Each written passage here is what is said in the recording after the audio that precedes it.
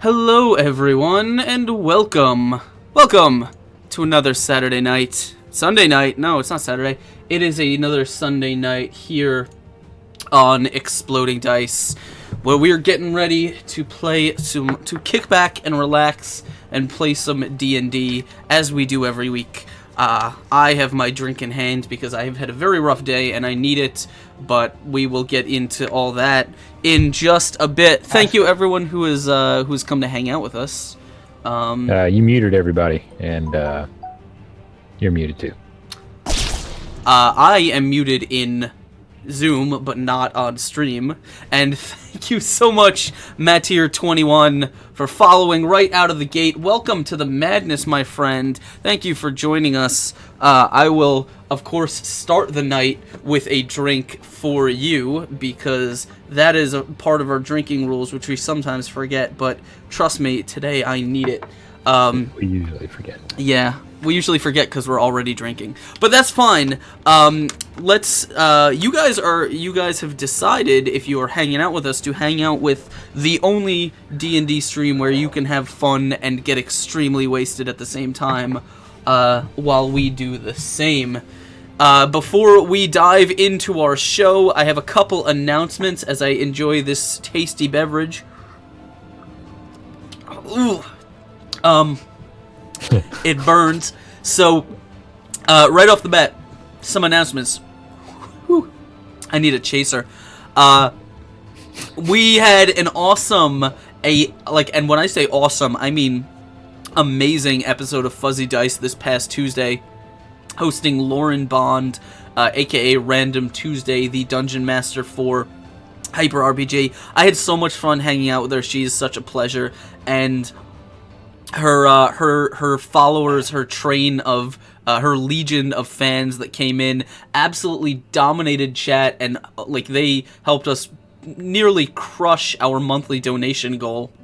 So we're literally just a couple dollars away from cracking that monthly goal, and the month is not even over. So just a huge thanks to everyone who supported, everyone who came out, and everyone who chipped in to help make the show. All that money, of course, goes right back into making the content better, into paying some of the bills that the channel has, subscriptions that we use, and just all kinds of stuff. So, you guys really are what keep this going. And also, I retweeted a story that a friend of mine actually wrote. They wrote a long post on, my camera is really fuzzy today, on being a viewer on Twitch.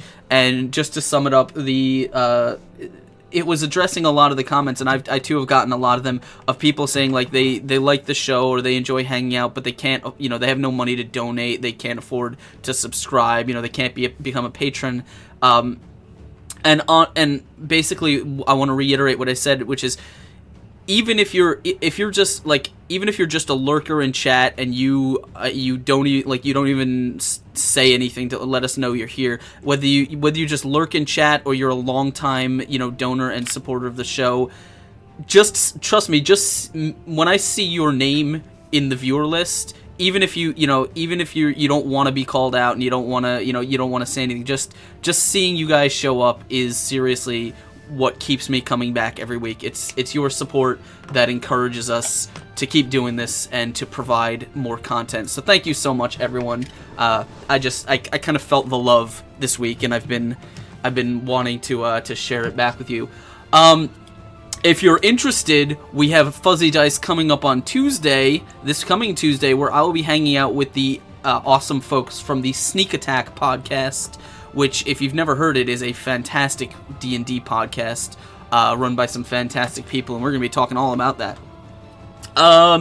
Also, the road to 1K continues with just 65 followers, which seems like a lot, but it is not really that much away from the big 1K. And so many surprises unlock when we hit that big number. I've been working tirelessly behind the scenes to make some amazing content happen when we get there. And trust me, you guys are going to love what we have in store for you. So help us out with that. Share it with your friends. Get them to follow. And you get all kinds of amazing free content in the meantime. So that's all the announcements I have right off the bat. Let's dive right into it. And as always, introduce our players before we get into our game, starting with the man who is a bit of a pale shadow of him, of who he was last week, because last week he was quite dark. We have Trendane Sparks. How's it going, man? Yeah, because you were played by someone else last week. You're muted. You're muted. Drink. Oh, he's pretending to be me now. Oh, you got. I'm not good at charades. I guess you got that before me. Yeah, like I said, I don't recall muting myself, so I think maybe. No, I muted you. Yeah, so not my fault. So not drinking. I mean, I had some tea, but anyway. See, when I was watching last week, because I was watching. Intensely. Giggity. Which is why I was maintaining my list as we're going through this mansion, and we're supposed to. Your autofocus is driving me. I know. I have no idea what it is, and I'm going to be buying a new camera. I think I'm gonna order one this week because it is just it messes me up too. What's up? It's a new feature of podcast. C920. No, it's I don't know what it is. It's something. I'll find out what it is, but I don't know what it is. So, God, okay, let me cover you up so I can't see. Yeah, no, I got this. Hold on. Go ahead. Okay, so since I was watching, I was maintaining my catalog of what was found in each room and what was taken by individual characters. Mr. draping a bear over his bear form, which was awesome, by the way. Anyway, so I was watching, but for the point that I was watching, I only saw you, Askren, playing me, which that's the only time I heard that. I mean, you anyway. But so I guess we should do introductions. So I am Trendane Sparks. I'm a professional freelance voice actor, producer, kind of thing, and yeah, I play Balin Kof, who is a human fighter person, former mob boss, crime boss, enforcer, trying to be a better person, and is beginning to wonder why he's hanging out with people who are making that so difficult. But we'll see how it goes. Also, it may just be me, but I think you're a little bit quiet. Oh, that's true. I was doing some voice acting recently for a game, and I turned down my gain, so hopefully that is a little bit better. A little bit, yeah. Again, also my headphones are shit. They are very, very quiet headphones, so I have to crank everything way up. Okay, so Balin, awesome. And next on the list, we have Adam. How's it going? Why do you look confused? See, now I can tell that he's just mouthing the words because there's no apparent pressure on the tongue while he's doing that.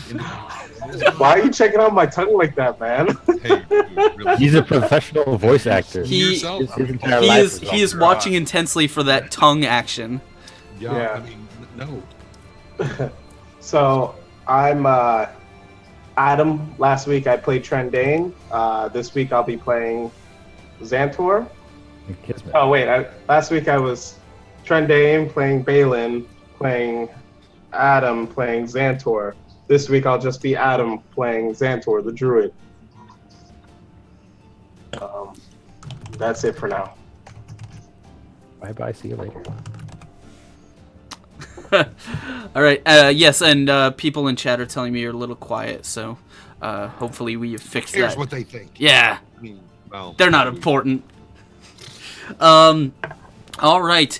And last on today's list, we have Chris. How is it going, my friend? It's going. It is, yeah. Back to a long week of work next week. How's it going? I'm playing the Dwarven rogue Lycon who tries not to stab everything we run into, but I don't always get my way. And yeah, the original trio is back tonight. All right. And I, of course, am your host and dungeon master, Askren, and I will be running the show today. Obviously, we are absent an Ashley playing Kismet and a Josh playing Zaknafine. They will hopefully be back next week, but both of them had personal matters to attend to today.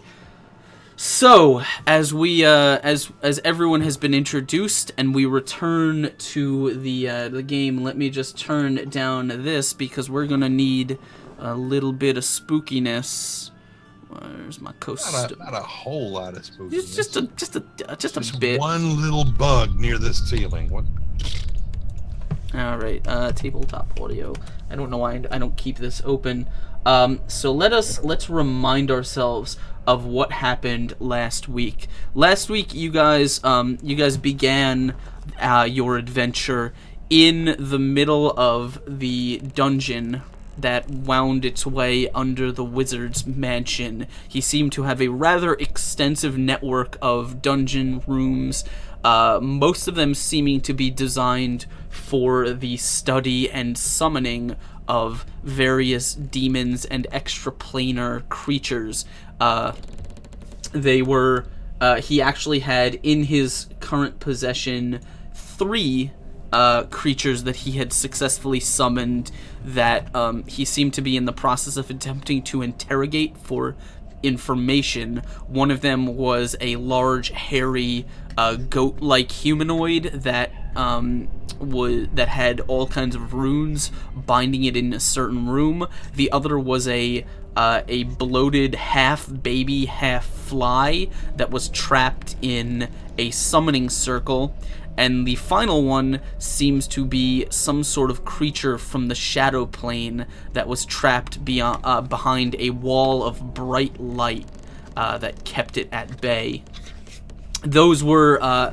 there was a journal that you guys found that detailed all of the creatures that had been summoned and the questions and interrogation methods that had been used on them. This was a journal that Zaknafine actually took great interest in. He seems to be having a little bit of he seems to be drawn a little bit towards learning more about these creatures, specifically so he can destroy them. That seems to give him great pleasure. But you guys you actually attempted to push your way through the wall of light and speak to the creature from the shadow plane, where it told you a little bit about what it knew, that the wizard had summoned it to ask it questions about something called the Dark Tapestry, and that in order for it to reward you with information and riches that it possessed, it would like you to free it from its confines. You agreed to do this, as it told you the only way that it knew that would free it was retrieving a special dust that the wizard had apparently bragged about or spoken about in its presence. Dust that seems to be the wizard seems to be keeping somewhere in a cave. You don't really know much about any cave. You haven't found one yet, but you did agree to do the job. After that, you left the dungeon. You went to the second floor of the house, where you explored both a bedroom and an alchemy lab.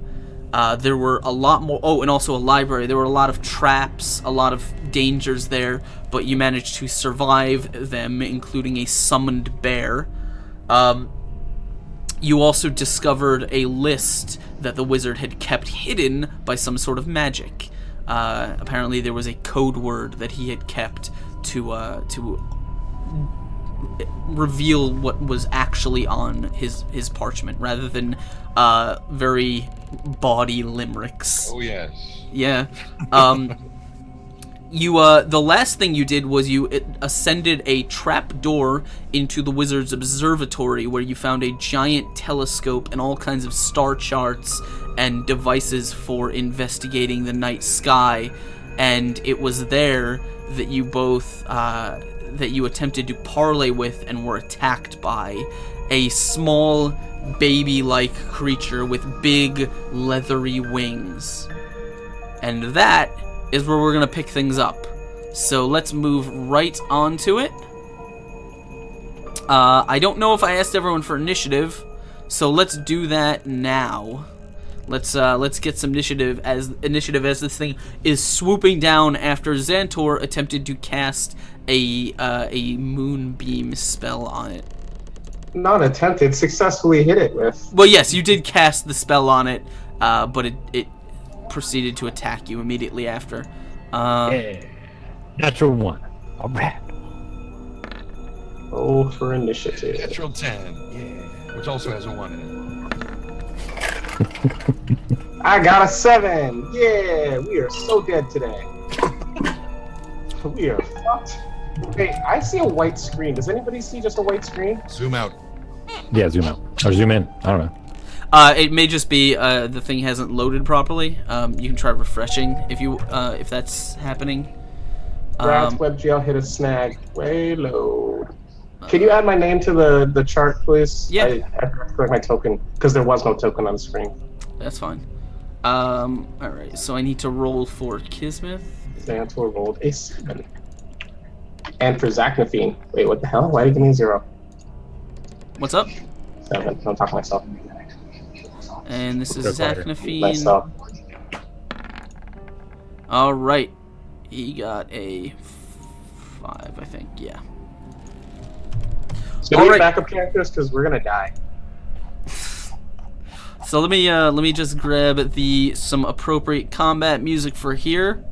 Right, somebody remembered to save before we went into this room, right? I think you said when we zoned, so when we came up into the room. So, Okay. It's a little auto-save feature. All right. yeah. How many doors do we get?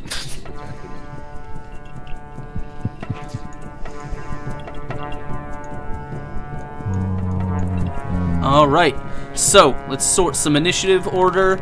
And Balin, what was your bonus is 1? Well, it looks like he got the same thing as you. So, Balin, What's his dexterity? what? What's his dexterity? He's got the same bonus as you. Okay. So go ahead and roll me a d10. What's his dexterity? His dexterity is 13. He goes first. Okay. Only 12. Hold on, I gotta open my notes here. Totally forgot.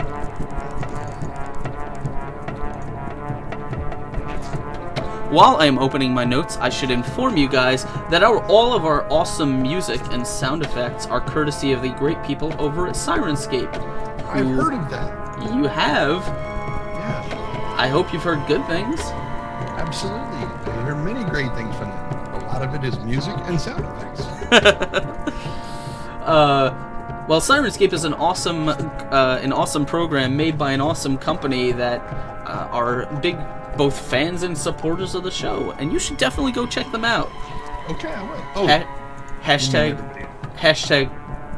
not subtle. oh. A massive club to the face. Okay.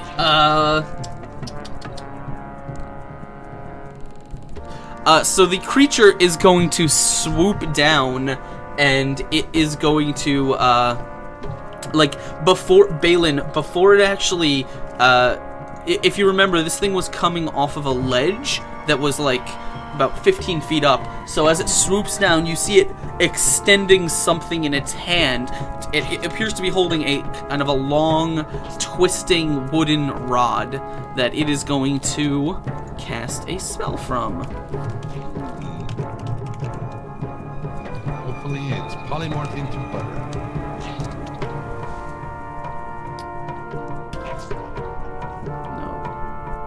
No. Not monsters, not races. Racist? This is what I'm looking for. Okay, so it is going to fire directly at you. I need you to make me a dex. Oh no, it has to make an. No, it doesn't. It doesn't have to do that anymore. I got my mind. What am I doing? I need you to make me a dexterity saving throw. Dexterity saving throw. Yes. You gotta make the dice 7. stay shaking. Okay, so Can I hit him with a board? syntax. All right. A bolt of lightning is going to arc from this thing, from this thing's wand, and as it is arcing out at you, the lightning is going to hit you. However, the creature is also going, like, you see it kind of like the wand seems to backfire in its hand as it's firing at you. So both of you are going to take half of the damage. Okay. So you're going to take 8, and it's going to take 8. Unconscious. All right, you guys watch as this thing swoops down. An arc of blue lightning is gonna explode in a shower of sparks as it fires out from the wand, striking Balin right in the chest. And there's just kind of a moment of his armor smoking as he falls backwards. And then it is going to. This thing is basically going to swoop over. No, that's not what I want to do. It is going to swoop over his body and just kind of like land on the edge of this platform, looking around at you guys with the wand still in its hand. Balin, you are not dying, so you don't need to make me a saving throw. But you are unconscious. Xantor.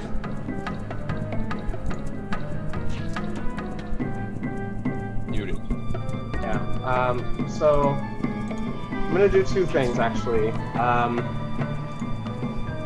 I am.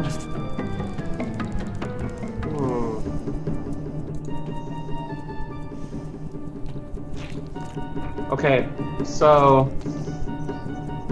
I'm gonna. How do I want to do this smart? All right, I'm gonna do. Well, I need to double check what enhanced ability actually is, please. Okay, you can use the SRD. Yeah.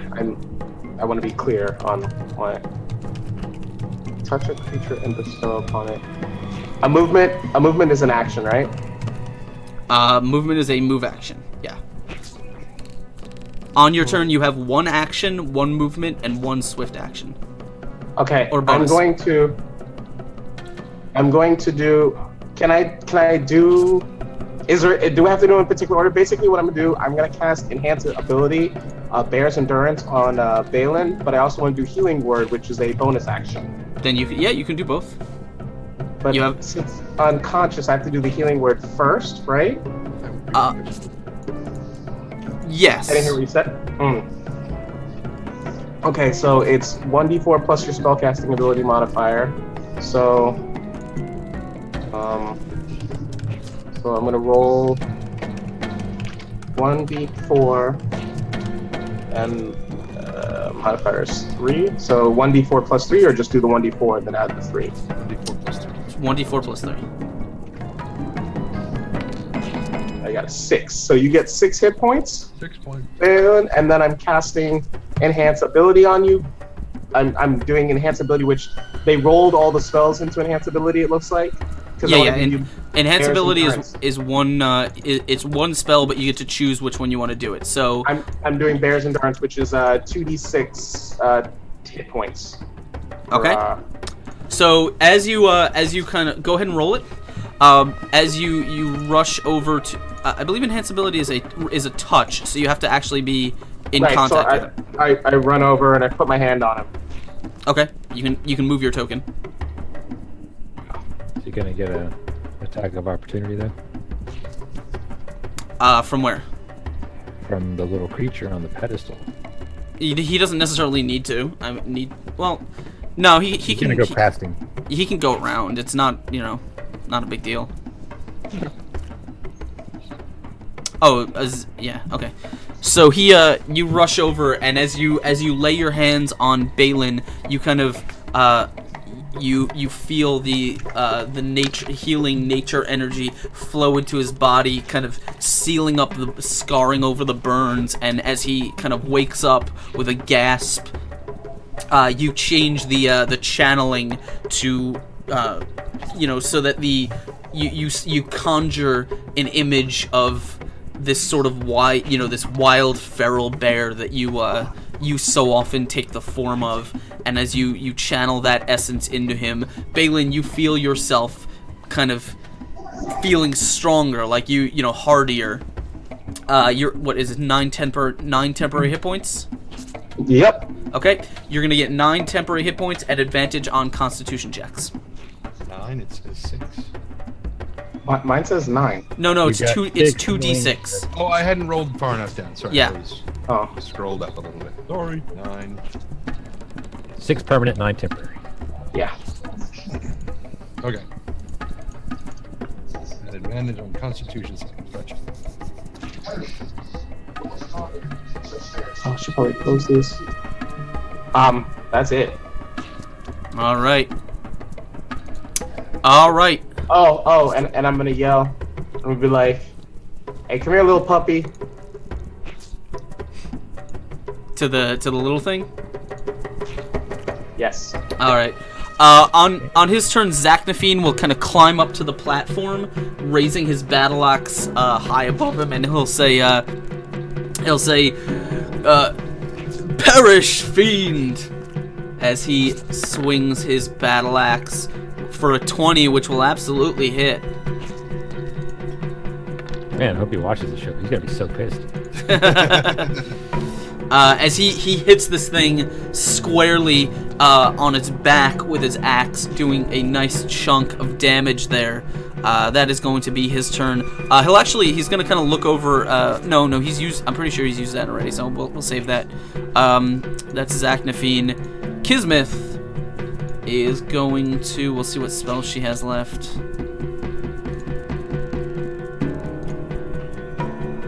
She didn't write him down.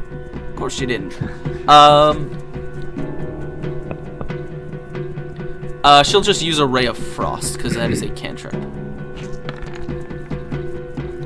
Which is not going to hit.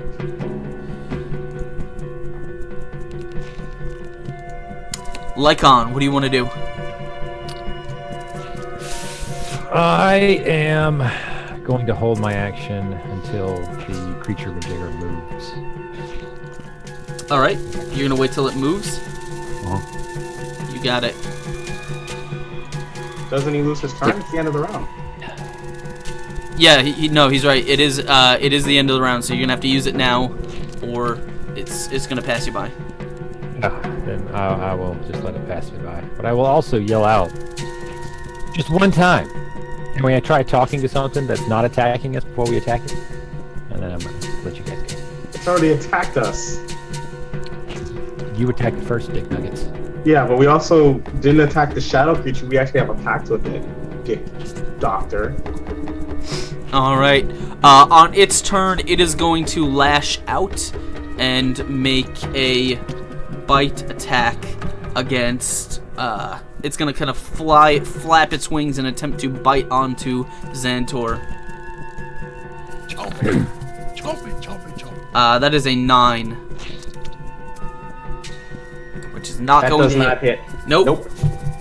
It just kind of lunges at you as you are laying your hands on Balin, but you manage to duck, kind of swat it out of the way as it just hovers in air. It's actually going to fly backwards and land on top of the, end its turn on top of the telescope.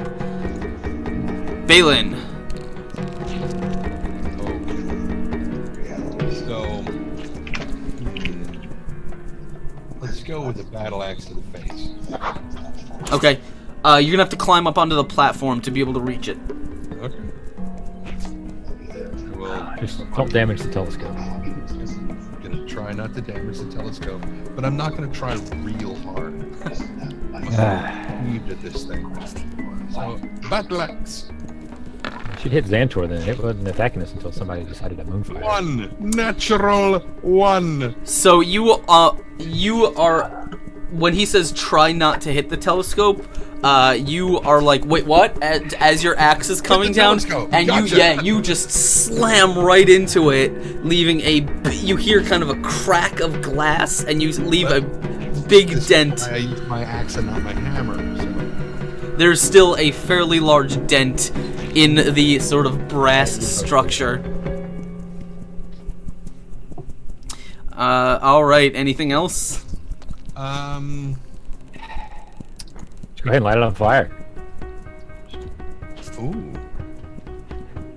You mean the telescope? Yes. Because I mean, we could shove the thing in there and light the telescope and just bake it. That would be awesome. I mean, at this point, you could use it as a make a cannon. No, nothing else. All right. I'm gonna back off. But I would. All right. Xantor. I'm gonna while stepping. If I step here, am I on anything? Can I still attack it? That's where the chair is. So yeah, it's a little bit awkward, but if you wanted to stand on the chair, you could. No, I'll stand here. Okay. So as I move across, I'll say, Balin, I didn't bring you up for just so you could break things, and then I'm gonna cast Shillelagh, and then because it's a bonus action. Yes. Okay. And then I need help here understanding the role for Shillelagh because it's instead of strength, I use my spellcasting ability, which is wisdom, and damage rolls of melee attacks using the weapon. And the weapon's damage die becomes a D8. Right. Yeah, so what weapon do you have? So it doesn't matter what weapon you have. You're going to roll a d20 plus whatever your casting modifier is.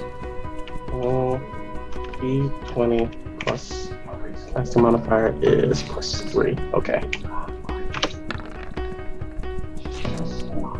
A 12 is not going to hit. Lame. Yeah, and I'd be like, you shouldn't have tried to fight me. All right. Point at it.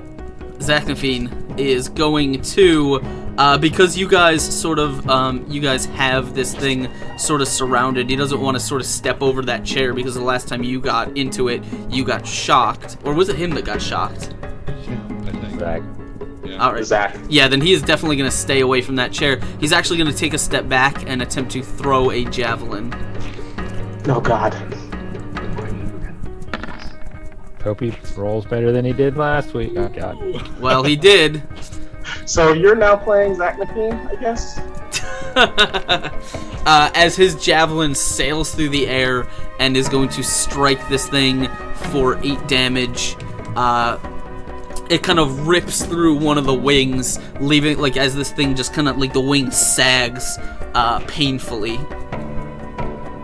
Kismet, of course, is going to use another ray of frost, because that is what works for her. Not going to hit. Lycon. Well, other than screaming at Balin, God damn it, this is why we can't have nice things. I am actually going to lean against the back wall and... Hey, Firebringer, how's it going? I'm a little frustrated at this point. What do you want to do? I'm actually going to lean against the back wall and clean my nails with one of my daggers. Okay. All right. Top of the round. This thing is going to gonna snap at Xantor again. 18. Yeah, that hits. All right. Ignore the 0. It's not supposed to be a 0. It is actually. What is it? +1. As this thing finds a soft spot, it chomps down with these surprisingly sharp teeth that kind of sink into your flesh. And you actually, I need you to roll me a fortitude save, please. Constitution? Yeah, Constitution. This is what happens when I play Pathfinder on Fridays. Let's go with the 20. Yes. So you feel like as this thing chomps down, you feel like a burning sensation in the wound as it starts to kind of tingle and go numb. But you manage to just sort of like shake it off and and stop the feeling from spreading. All right. Anything else, Balin? Glance back and at Mike, I'd be like, it's not ours to begin with, and then take another swipe. Says the guy who's trying to catalog everything, doesn't want to steal and or break things. And the crazy fucking wizard was using this to summon or try to summon some crazy. Just says catalog. It does not say don't destroy everything. 20. Damn it! I was kind of hoping it was going to be a 1. I was too. I really was. 20 will absolutely hit. Yeah. Okay. This will be additional +2 because I'm one single wheel. Okay. So it'll be +7 instead of because of my dueling. Yeah, go for it. So it'll be 7. 7 damage. Yeah. How do you want to do this?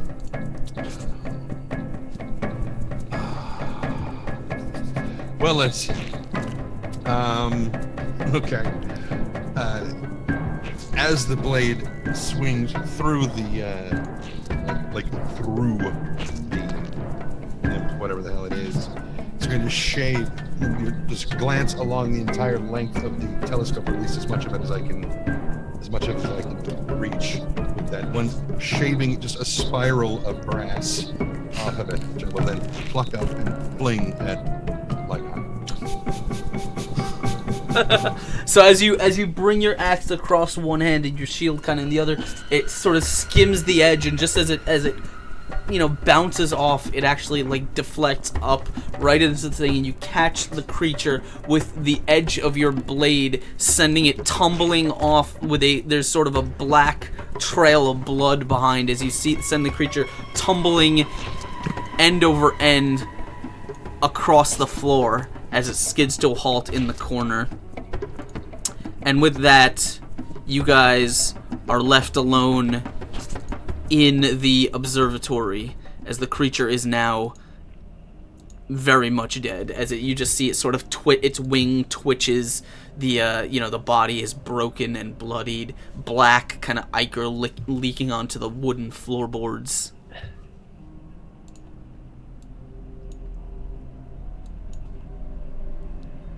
Well, then I'll clean off the axe and put it away, and then switch over to my book and pen and continue cataloging what's in the room.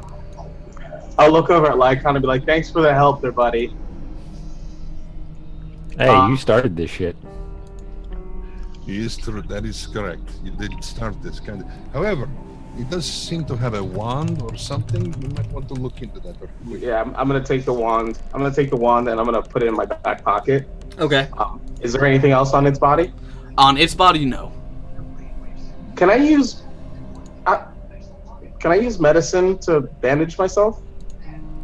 Let me I check. can't seem to find out what it is. And he puts a tourniquet on too tight and loses one. Give me 1 second. Get it on your throat. Oh god. This is why we can't have nice friends either. They strangled themselves. Give me 1 second, 1 second, 1 second. Where the fuck are it? Well, I guess on the upside, we don't have to disarm the chair now.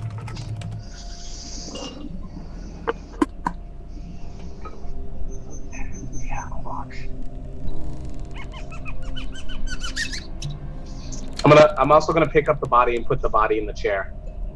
Okay. Man, I am trying to. They make me go to the rule books, and I am not adept at flipping through rule books. It gives you you can stabilize someone if they're bleeding out with a medicine check. Yeah, I don't believe you can return temporary hit points with medicine. No. Or you can return. Yeah, I believe you can return hit points. It allows you to, off the top of my head, it allows you to identify how something died, or the severity of injuries, that kind of thing, as well as, stabilize someone who is bleeding out, or possibly aid in other medicinal tasks, but actually giving yourself. Lupus. It's always lupus. But giving yourself. Or how about you go over here and you see how this thing died? Dick. You mean the thing that we just killed that's sitting in the chair? How it died? Mm-hmm. Mm-hmm. I think it suffered from a catastrophic axe to the face. Why don't you use your medicine check on that? Do you have any more berries left? Any good berries left, Balin? They only last for 24. What did you give us the last? Look, we've been through that one. He gave you them back when you were. He gave you all, I think, 2 in this dungeon. I don't think anyone's used them. Was it okay? I remember getting them in the cave. I don't remember getting them. No, he gave you them when you were going into the dining room / parlor. Cool. I wrote them down somewhere. And I still have dose. I think I still... Xantor, I just want you to know that Joe is not amused. Joe? Yeah, Joe. Oh, your rock. Your pet rock. Your pet rock. Mm-hmm. I'm gonna look at Balin and be like, "Are you hurt, friend?" All right, I'm gonna cast Cure Wounds on I'm gonna Balin. make a snide comment at that. I'm like, friend, he's the reason you got electrocuted. I'm not the reason he got electrocuted. Says the guy who pissed off the flappy thing with the wand. Oh, so we're in the Okay. business of letting wild, random, non-speaking creatures live. I'm sorry. How do we know it could speak? I was trying to talk to it when somebody decided to blast it with the In fire. it did talk. We just couldn't understand it. Remember, it was acting like it was trying to. It was taking no small amount of glee at Zachnavin getting shot with the chair. So And so did I. Hmm. You gonna light me up with moonfire now? don't After tap. thinking about it. Yeah. So, did we find anything on its body? On its person? Body? No. It is basically completely naked. Okay. I'm gonna cast Cure Wounds on Balin. Okay. I'm gonna have to take some levels of necromancy or something so I can bring this shit back to life after everybody decides to stab it to death. Hey, kiddo, how you doing? Are you okay? So 5. So he gets Alright. 5 hit points back. 13. Yeah, you got 8 and 5. Yeah. I don't know So- why that's 2 numbers on there. So Balin, you wanted to take some time and kind of catalog everything that was in the room. Mm-hmm. Okay. Telescope. I believe I briefly went over it last time, but all in all, you basically, in this room in total, you count about 50 rather complex and well drafted looking star charts that they all seem to focus on an area of the sky that is largely, from what your basic read of them, is largely devoid of features. It's kind of like Used to be. you don't know that right off the bat. You could possibly investigate that, but We talked about it last week. Yeah. I didn't say that the star charts were referring to that particular area of the night sky. Oh, okay. Yeah. No. You don't. Again, you've never really read a star chart. The only thing you know is that like there are symbols on them for what you assume to be stars and planets and other things, like all kinds of stuff. But large areas of the center of these charts are like devoid of anything. So that's what they all seem to focus on. There are lying on the table is what looks like a fairly exquisite, like a really well crafted, ornate looking astrolabe, very very shiny silver. There are 6 very well kept books on astronomy, like metal rimming, very very heavy binding, that kind of thing. There are 2 expensive-looking hand telescopes, and yeah, basically, this whole lot makes up a fairly expensive chunk of stargazing gear. Like a hand telescope that can be easily transported in, say, somebody's on their back. Yeah, I mean it's like a fold-up telescope. All right, I go and take one, and I put it in my bag. Some dickhead broke the big telescope. I'm bitter about the telescope, damn you guys. Seeing Lycon take one of the telescopes, I'm like, oh, we're getting gifts. I'm gonna take the other one. The Zachnafine will kind of look at you very sternly, and he'll say, like, I can excuse one, but we can't just steal everything. That's a slippery slope. Right, so... How about you go sit in that chair again? he does have a point. It is a very, very slippery slope, right? Which is why we'll make sure that we wear boots, and we need to keep on them for stuff. Yeah. So, or hiking boots. Yeah. Good. And then I'll continue to pack the telescope away nicely in my satchel. Okay.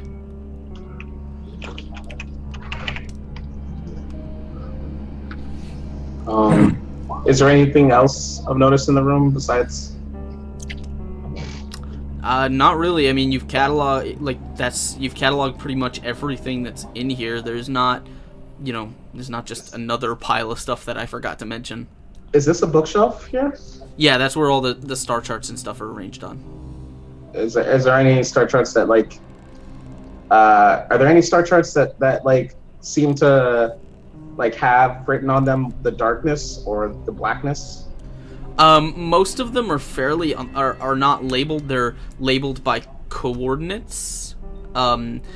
You do possibly have books that you have, like you have astronomy books that you I don't know if you took any, but from the library downstairs that could help you decipher the star charts. But offhand, this isn't something that you have any familiarity with. So, Yes, the books are labeled by coordinates.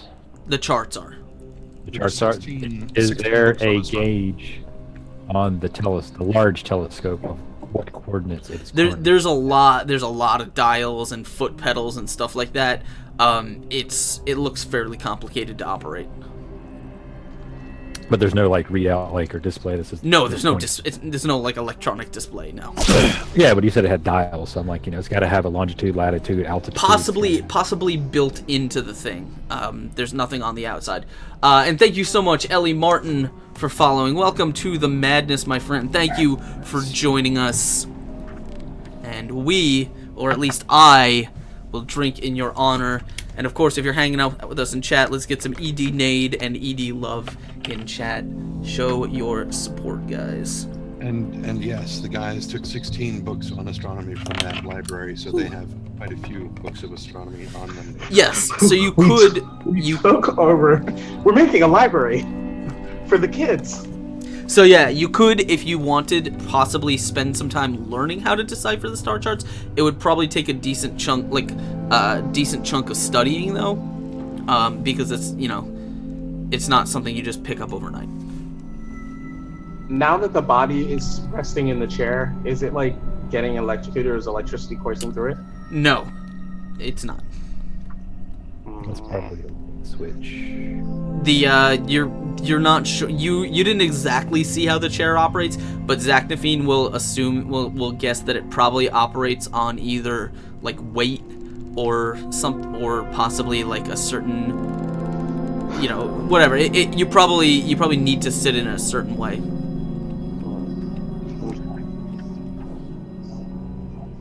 I'm gonna look at the stairs, the ladder going back down, and be like, "Do we need anything else in here, guys?" Nope. I know. No. All right. So you guys, I'm pretty sure you guys have made your way through every room in the house at this point. Was there anything you wanted to recheck, or that you think you wanted to spend a little bit more time on, or have you completed your cataloging and you want to make your way back to town at this point? Muted. Unless somebody wants to look for that cave we're supposed to be looking for. Yeah, I want to head back down and talk to our spirit friend and tell her I still haven't found if she has any indication of another way to remove the light source because we can't find the cave. She'll kind of like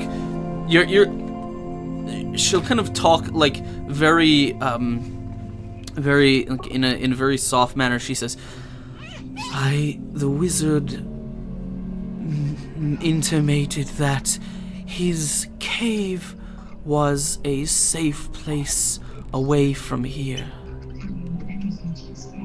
Okay, well okay, then we'll be back. We'll find our way and see if we can find another way to. Are you comfortable in the meantime? She says, I am injured and drained, but I will live. Okay, cool. It's okay for you to talk and help the creepy creature that we don't know anything about, but mine you wanted to shoot with the beams. That's how it is, huh? Oh, so it's a personal thing. That's why you're upset. Because you wanted to talk to there's the creepy demon baby back in the other room if you want to claim a pet. No, I wanted to figure out how to use the fucking telescope that some dickhead broke. God, I'm I'm just surrounded by dickheads today. I'm just going off of instinct. And something told me that it needed some light. Moonlight. I hope that thing eats your face when we let it out. I'm scared. Alright, so where do you guys want to go? Unless something jumps out at us when we exit this interesting mansion, I say we might as well head back to town unless anybody else has any ideas. Yeah, I need to go get this pet kobold I have, apparently.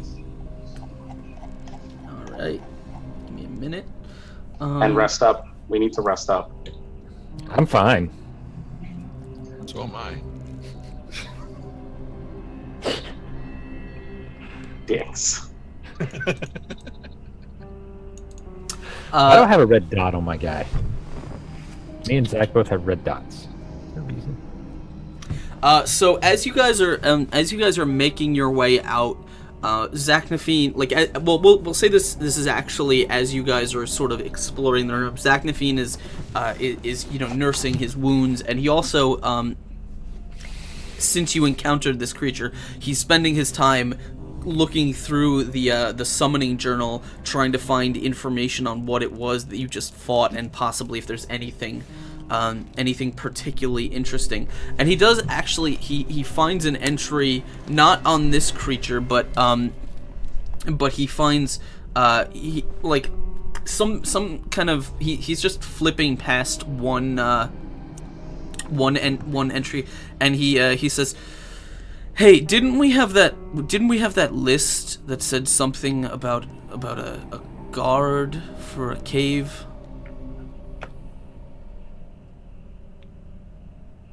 Who has the list? The list is in your handouts if you don't know. Yeah, let me check my my memory. That'd be the Huncline note. Yes, that would be it. Yeah, you guys don't have to necessarily like remember who has what. Like, you can always check your handouts. That's why they're there. I remember that there. It should be the one all the way at the end.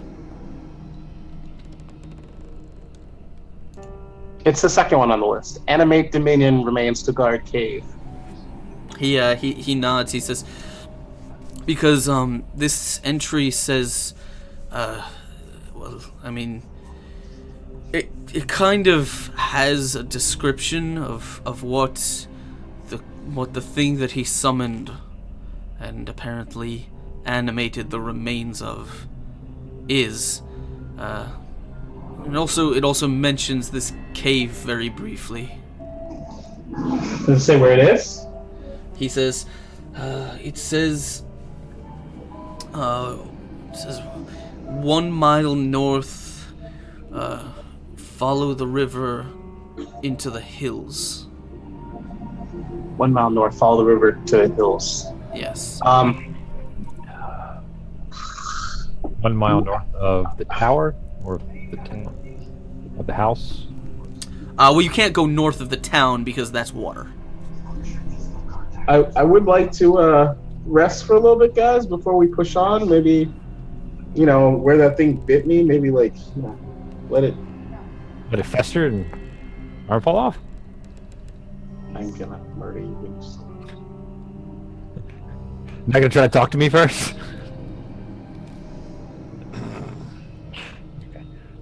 You two need a room to beat the crap out of each other. I'm sure that. Hey, we don't need any left from you, Mr. Telescope, destroyer over there. He's already got one up on me. He put an arrow through me, so. All right, if you want, I will let you take care of the next little big bad thing that tries to kill us. We'll all be dead. It didn't try to kill me. All right. So you guys, do you want to make your way back to town to rest, or do you want to rest here? We could rest here, guys, and we can continue on. I asked for a couple hours to get my stuff together, get some more good berries. You don't want to go get your kobold or check on our prisoner or anything? Of course, man, we haven't been here that long. I keep in-game time, out-of-game time is. It hasn't been very long. No, you've only been in this house for for about 5 hours, maybe. 5-6 hours, give or take. I haven't. I just need the bare necessities. Ba-dum-bum. So we'll say you guys want to rest in the building. Where do you want to make your, camp per se? I say we rest in the attic. Where we're at? The highest, huh?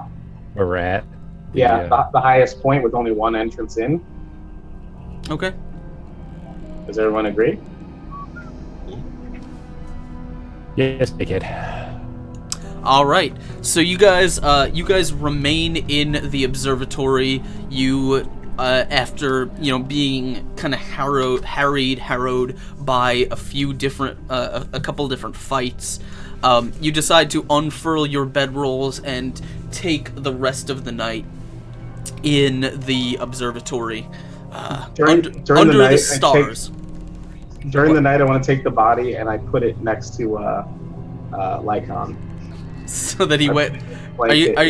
Do you want to arrange it into like a pose? No. No. I feel like I get he a wakes up and it's just sitting there. Yeah.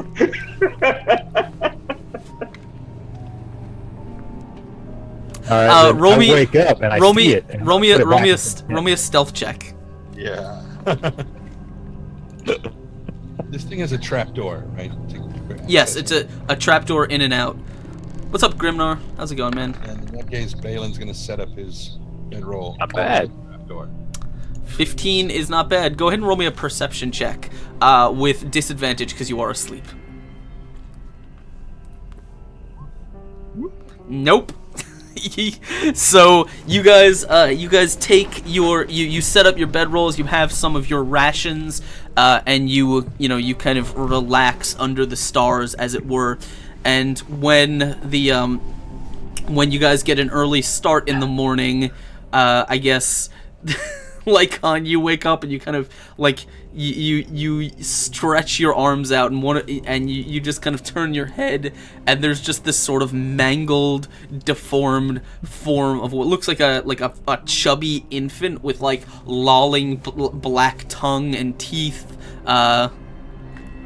torn wings and various wounds over its body, just kind of sitting right next to your head.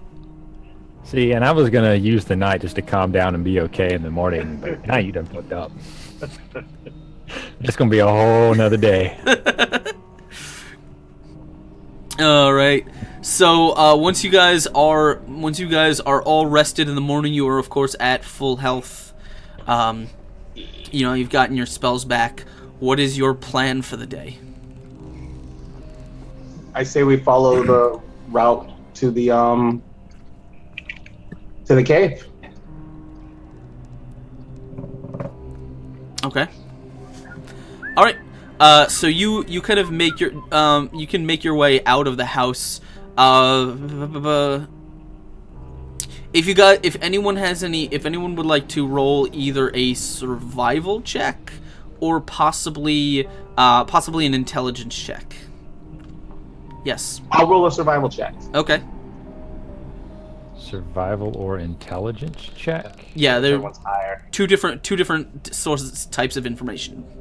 Like the intelligence saving throw, or just click on intelligence? Or... No, just an intelligence check, not a saving throw. All right.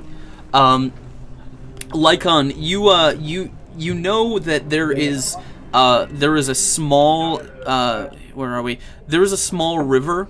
So you guys are here on this hill right here. If you actually go back towards town and then follow the Lost Coast Road to about here, there is a small river that runs. It's like basically a small tributary of the river, the main river, and it kind of runs like that. It's very small. It's unimportant, and it basically disappears into the woods. But that's the only river that you know that is, north of you, or that is about a mile north. Okay. All right, then I will. Is that in relation to where we are in the tower? Could I see that from the window? Roll me a perception check. If I'm using the telescope. That you don't know how to operate. Hand telescope. Oh, yeah. I'll give you advantage on a perception check with the hand telescope. Good thing you need it.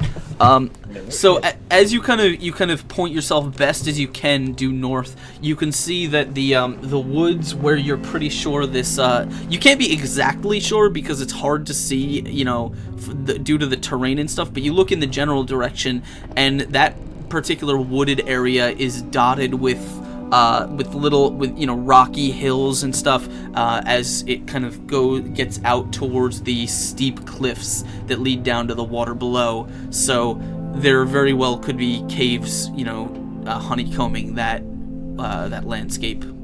It's mostly hidden by trees, though. Hey, dickheads! There's a river this way. I remember seeing it on my way in, but with this handy telescope that's not broken, I can also make out a few other little places that may be options to search for caves. And I'm going to put the telescope together, put it in my bag, and walk past it. Okay. Dickheads. We need some different music for this. What's good? What is good music for this? Tchaikovsky's Capriccio Italian, Opus 44. Good choice, sir. 16 minutes of pure bliss.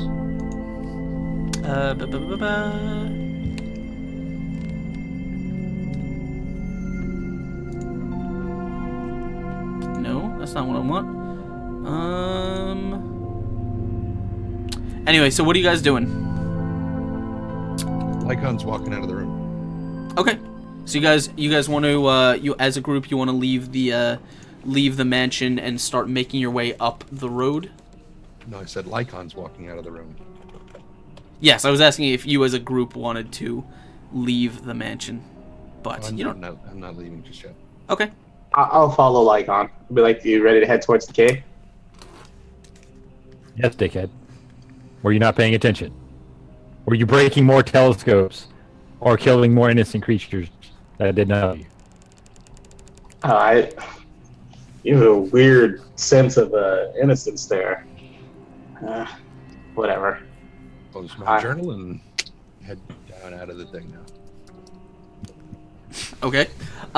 Yeah, you guys, one by one, you make your way out of the observatory and down the stairway out of the mansion, and the hill that was, because it is the next day, the hill that was very heavily occupied by, interested citizens and the few city guards and stuff, is basically clear now. There doesn't seem to be anyone here.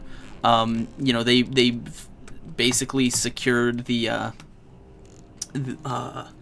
tower ruins, and there's really no one here now. It's kind of just you. So as you're sitting on top of the hill, you can either make your way, take the long way around and basically walk the road, or you could cut through the terrain to get to the river. I'm gonna shout out real quick. Hey, Balin, Bane of Telescopes. Didn't we leave a guard watching our entrance to the collapsed tower? You think we need to go make sure he's still there?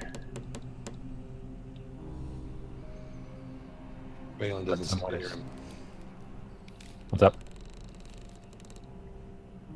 I didn't hear you. I said Balin doesn't seem to hear him.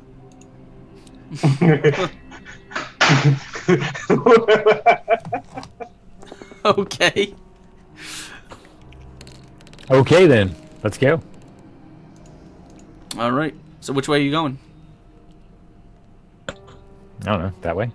Well, you can either go cut straight across terrain, or you can go to the road and then walk around. Take the road. The road would be obviously easier. It would just take longer. It's not that cutting across terrain would be particularly difficult. It's just a matter of what you guys are, what is a higher priority for you. I'm just gonna start walking toward the terrain. I'm a direct path kind of guy. Okay. All right. So can anyone who has it roll me a survival check to attempt to keep a northerly direction? Did you say anyone who has it or anyone who hasn't? Anyone who has it. Okay. I think we all have it though, don't we? No. No, you don't. It might not be a skill for you. It might not. You might have a bonus in it.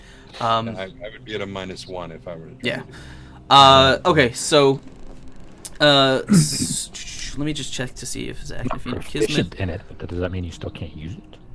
No, you can. It's just usually people don't want to use skills that they are shit at, and it's also if it's not a skill for you, it's just if it's not a class skill for you or you haven't selected it, people just say I'm not, I have no reason to be participating in this because I would be not very good at it. Okay, so Xantor, you are basically able to keep a relatively straight course. I mean, the hills are kind of unwieldy, but it's very easy to find the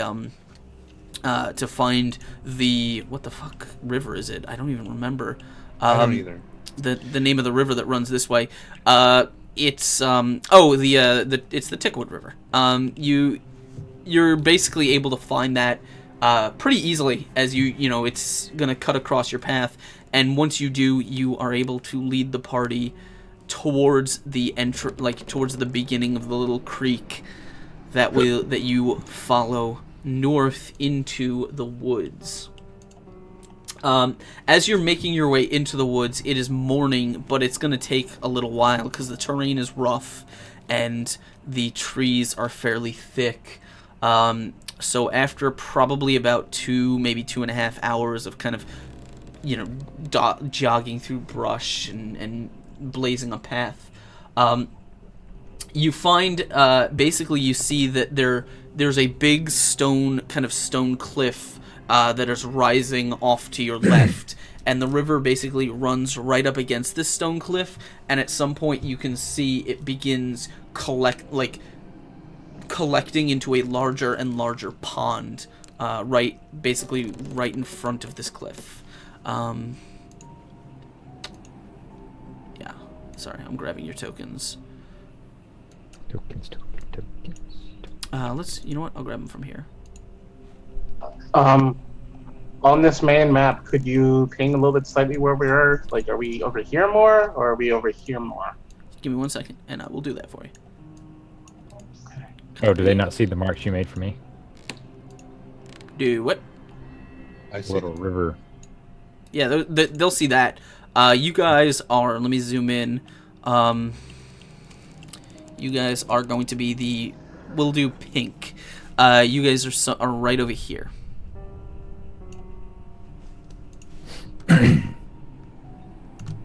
Okay. All right.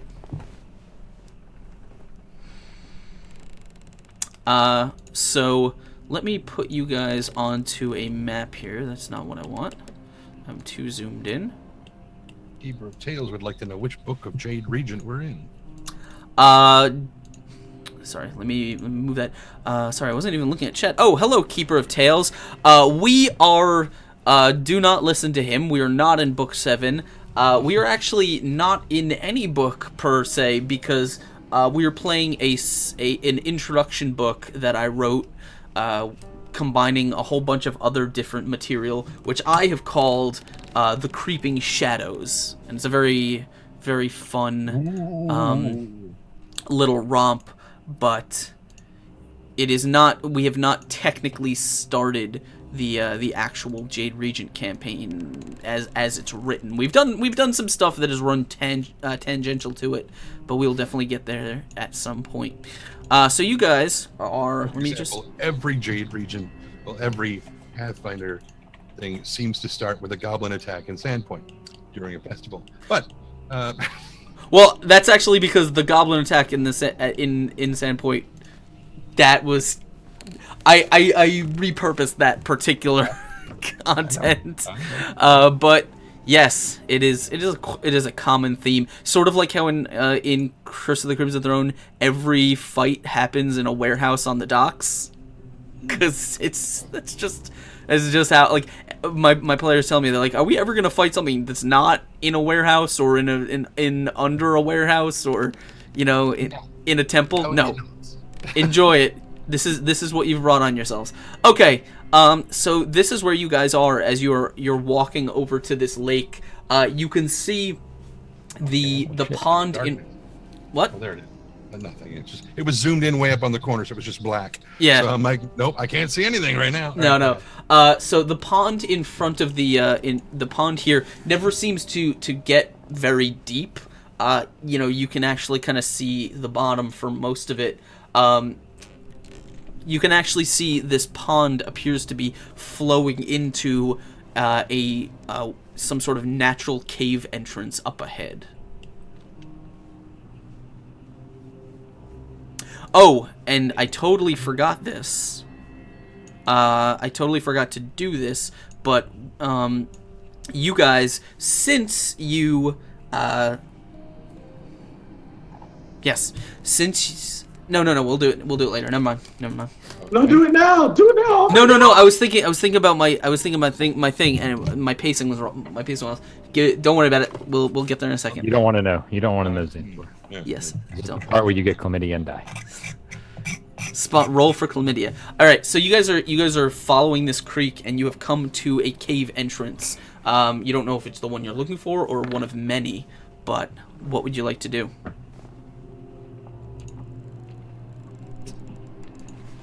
Well, apparently Xantor's going for a swim to get rid of his committee, which by the way doesn't work.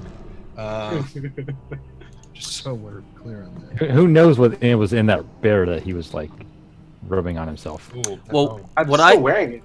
What I know is we're thanking Keeper of Tales for following. Welcome to the madness, my friend. Thank you for joining us. You are a gentleman and a scholar, and we, or at least I, will drink to your honor. Thank you, friend. I'll drink. I ran out. I ran out of beer. I gotta go get more. I'm still wearing the bear thing as a. Yeah, no, he is wearing the and it's much bigger than he is too, because it's a bearskin rug, so it's more like it's trailing behind him, like getting dirty and stuff. Well, most bears are pretty dirty anyway. especially where You Zen. take that back. No, no. I play a druid in another campaign. I know how dirty bears are. No. This wrong kind of bear. Oh, that's true. And yet it's not true at the same time. What are we doing? down. Okay, to answer that question, I'm gonna move over here and look at this rectum. I mean, the are these Is it rectum? sheared off stalagmites? You mean the trees? Oh, is that what those are? Yes, those are tree trunks. Tree stumps. Okay. No, okay, so hold on. No, I'll show you because it was a really experimental thing when I made this map. These ones right here that don't have a shadow around them are tree stumps. The shadow represents the leaves overhead. Gotcha. Yep. Second Because- you started to say that, I was like, I get it. I get it now. Yeah. I did too. Eventually. I was like, why do some of these stumps hollow? Okay, I get All it. right. Yeah. So, Moving on. start. Nothing to see here. Move along. Heading up this way then. All right, I'm gonna Balin. follow the telescope. Straight. Balin, you were kind of looking into this cave entrance. It is dark inside. The water seems to be flowing in, so you're definitely gonna have to trudge through water as you make your way in here. Let me check something. As Xantor slowly gets dragged under by the weight of his sopping wet bear clothes. Xantor, basically, as you kind of wade out into this pond, at its deepest point, you will quickly find out it gets about 4 feet deep. And then the bear begins to rehydrate around you. And It just forms around him and then swallows him whole. He is now eaten by the bear. That is ingenious. Dried bears. well, what it's actually what are they? Jerky.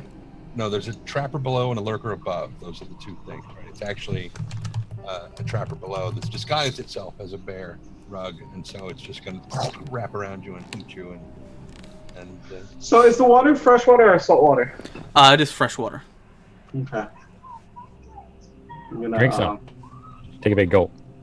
I'm gonna go near the cave entrance and see if I feel a breeze or you said the water's flowing into the cave or out of the cave? The river is flowing like downhill, so it's flowing into the cave. It sort of pools like a pond, and then the pond it's not like flowing in, like rushing in. It's more like basically as the river fills, the cave it is kind of flowed over the cave floor, so it's all just kind of at level. Is there any growth along the rocks, like moss or anything at the entrance? Yes, there's little bits. Not there's little bits of moss growing, not like long kind of trailing stuff. The pond isn't flowing very fast, so there's probably not a lot of nutrient buildup here, but there is there's a little bit. I'm gonna make some good berries and hand them back to everyone. Okay. And I'm also gonna scrape up some of the moss and put it in a little container in my pouch, my little alchemy kit. Okay. And did you want to actually check the cave entrance for anything? Do I smell anything like? Do I smell anything like sweet or sour or foul? Roll me a perception check. You can smell your own anus, but that's about it. Do I have this on? nice. All right, 24. There we go. I just realized we didn't have the dice rolls on screen.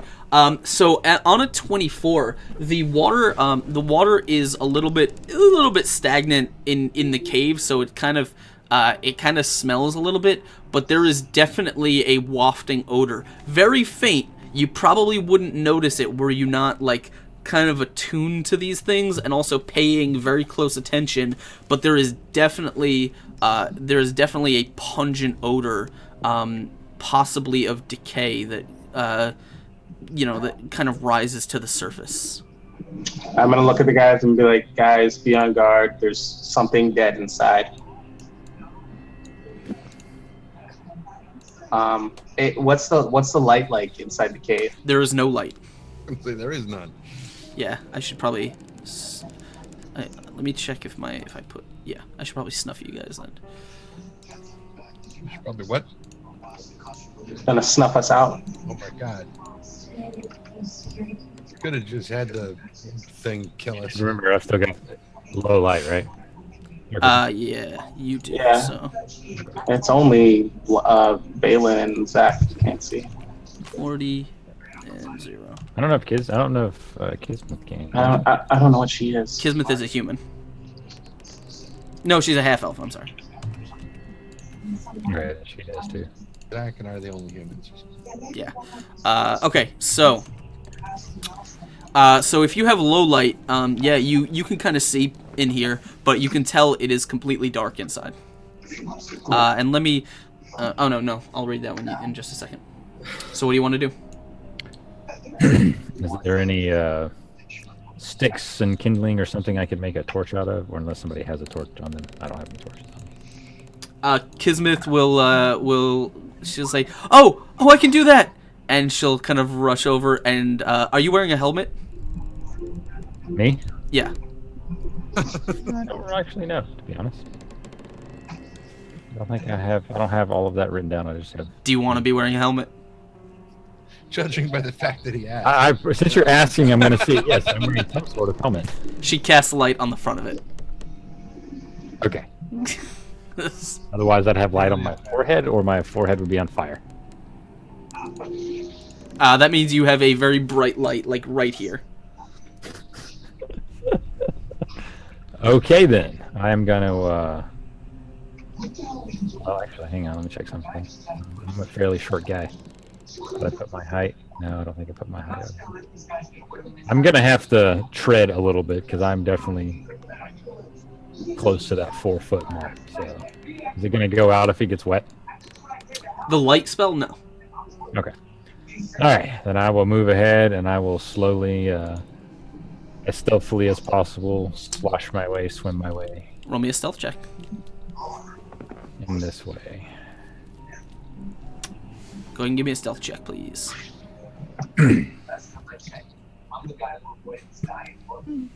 All right. Yeah, you were able to kind of navigate the water. Actually, the cave floor itself, because it probably, it was dirt outside, but it was actually stone inside. So the cave floor is considerably higher than the deepest part of the pond outside. So you are able to just kind of keep your head and shoulders above water as you tread very, very slowly, very carefully, kind of making each step as soft and silent as possible. Just give me 1 second. As while the pond outside never really got deeper than 4 feet, with the creek that covers the cave floor is about 2 feet deep. Leaving about 6 feet or so of headroom above you. The spring that seems to feed this creek kind of trickles out. It just kind of trickles down the hill from whence you came. And what you notice, Lycon, is the tunnel that you are walking on. It seems to be getting very slow, like increasingly more shallow as it goes. It's getting smaller, or the water's getting. The shallow? water is getting more shallow, very slightly. Okay, I'm gonna turn back, not saying anything, but I'm gonna let Bella know it's okay to come forward, so he can relay it to the rest of the guys without making too much noise. All right. Hey! Echo, echo, echo. Wow, this is really cool. Really cool. All right, I'll move up here, and looks like we've got I guess you guys can see I've got the light thing on my face.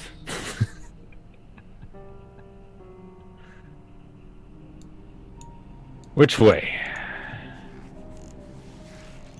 I'll take one of my torches and hold it out. the end which requires being lit, hold it out to Xanthor. I'll take one of the. Yeah, I'll take a little thing out of my alchemist pouch, or my and I'll light the torch for him. Like, here you Okay. go, buddy. Out of your alchemist pouch? My I have a what do you call this pouch? Hold on. Your reagent pouch? Yes. But you probably have a cantrip called Druidcraft. I alchemist supplies and a cantrip called Druidcraft. Mm-hmm.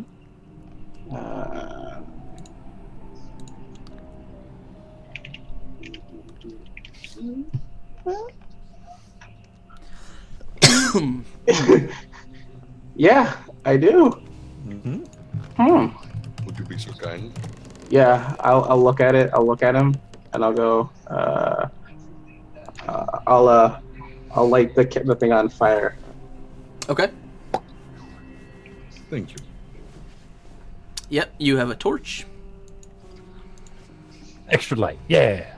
Yeah, Balin, as you wade into this this part of the cave, you basically see that this is just this is sort of just a like a part that must have just been a small little nook in the rock that slowly was weathered out more and more, but it doesn't seem to go anywhere. Good place for a kitchen if it weren't so wet. The kitchen. I don't know. Close to the front, I figure perhaps we could ventilate the smoke, but I don't know really. Oh, okay. Shall we continue? Let's go. All right.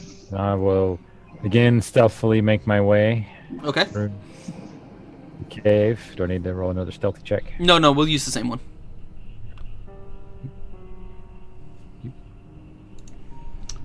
Ignoring that I'm phasing in and out of the rock. Don't worry about it. All right. So, hold on one second. Yep.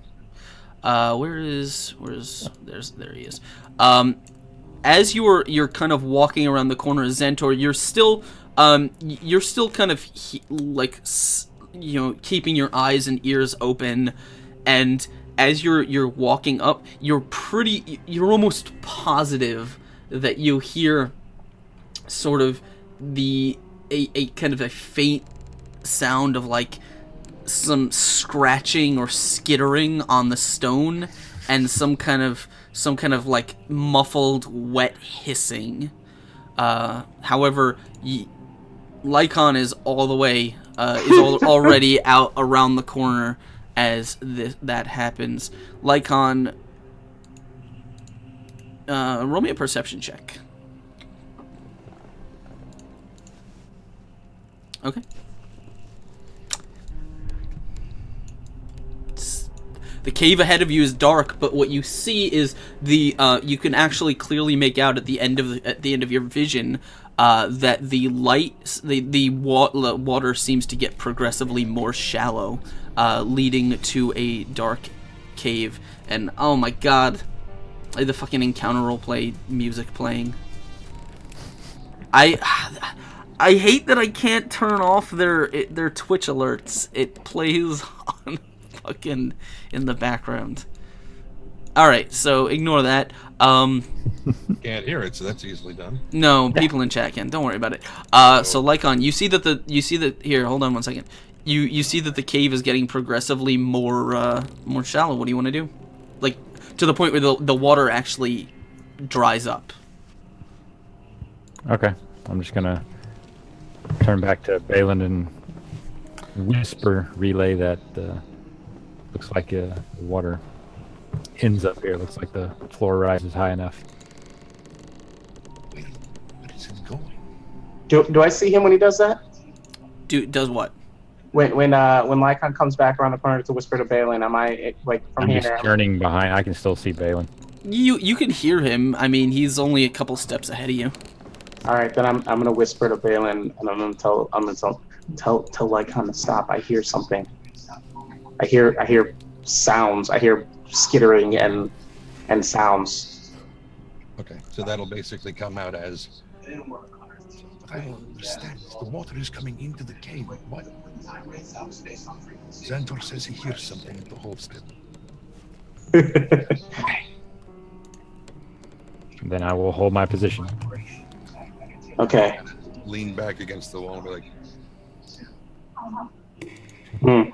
And hope that a bear doesn't turn into wedged in the cave. sloshing through the water behind him. Or just get stuck. Then I will shoot him in the ass with an arrow. So I'm back up against the wall, letting you get by since you're the one who hears it. Yeah, I'm gonna squeeze I'm gonna squeeze here, and can I? Does the smell? Wait, can you guys not hear me? Am I I was talking? going to ask a question very soon.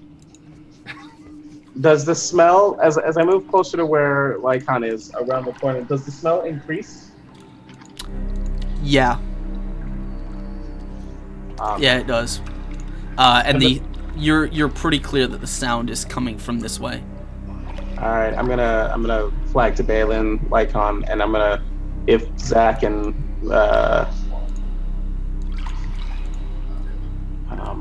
Kismet see me, and I'm be like, guys, get ready for a fight. There's something around the corner. Wait, is there any way we have the element of surprise here? How do we? Oh, yes. We all run in at the same time, screaming at the top of our lungs. Like on shooting first.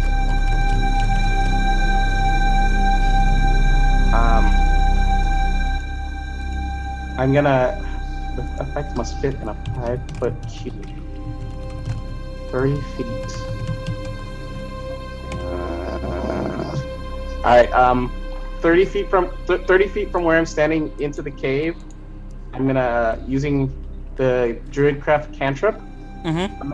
I'm gonna make. I need a good sound.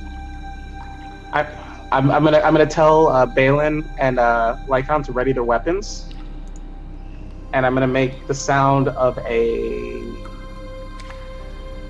turkey gobbling over here. But it's 30 feet from us. For Thanksgiving, right? Yeah. Wait, 30 feet. Is that 30 feet? Yeah, 30 feet is here. Yeah, So they're gonna come to where we're at. To where the sound is. To where the sound is at over here. I just pinged where I would aim it. It's a 5-foot cube, 30 feet range for Druidcraft. I can make a sound of an animal. The sound I can make harmless, either falling leaves, a puff of wind, the sound of a small animal, or the faint odor of a skunk. So, make the sound of a turkey. It'll bring whatever's there into range for us to see it. Give us an attack, or at least the ability to attack. Does it sound? Okay. Yeah. I'm picking up what you're putting down. Yeah, that's what I'm gonna do. Oh. and then immediately in front of us on the water, I'm gonna take the bearskin druid, the bear. I'm a druid. The bearskin druid. And I need more beer. That's the name for my my next progressive rock band, the Bearskin Druid. It has double meaning too, actually. No, but it does. I'm gonna. Give me something. Let me think. I'm gonna prop up the bear along the edge of the cave, as if it was. I mean, from a distance, it's hard to see. You can't tell it's fake, but if I prop it up here, facing this. Whoops! How do I do this? Facing this way. Yeah. Okay, you're gonna have to actually walk up to put it there. Alright, I'm gonna walk here then. Stealthily. Yeah. So okay, I will stealthily walk up here, and I'll taking the bear off of me, and putting it down along the edge or on the water, kind of prop it up. And then I'm gonna do the sound. Okay. As you were lifting, so I'm gonna need you to tell me I need to know what sound you're making. Okay.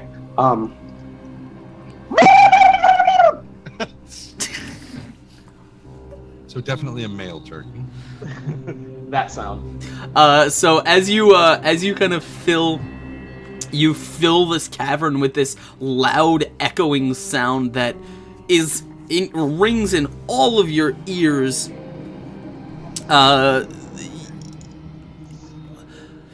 There's going to be a loud, like you hear a loud, Xantor, you hear a loud sound like a boom on the stone, followed by something scraping, like, and then as the sound echoes, there's silence for a second, just nothing, and then all of a sudden,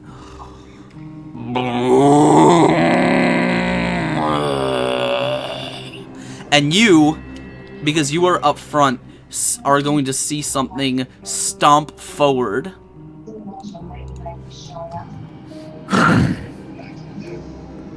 Right on the end, like right at the edge of where your vision can see. Okay. And then I'm gonna turn to Balin and like hand over my shoulder and be like, I found where the sound and the smell's coming from.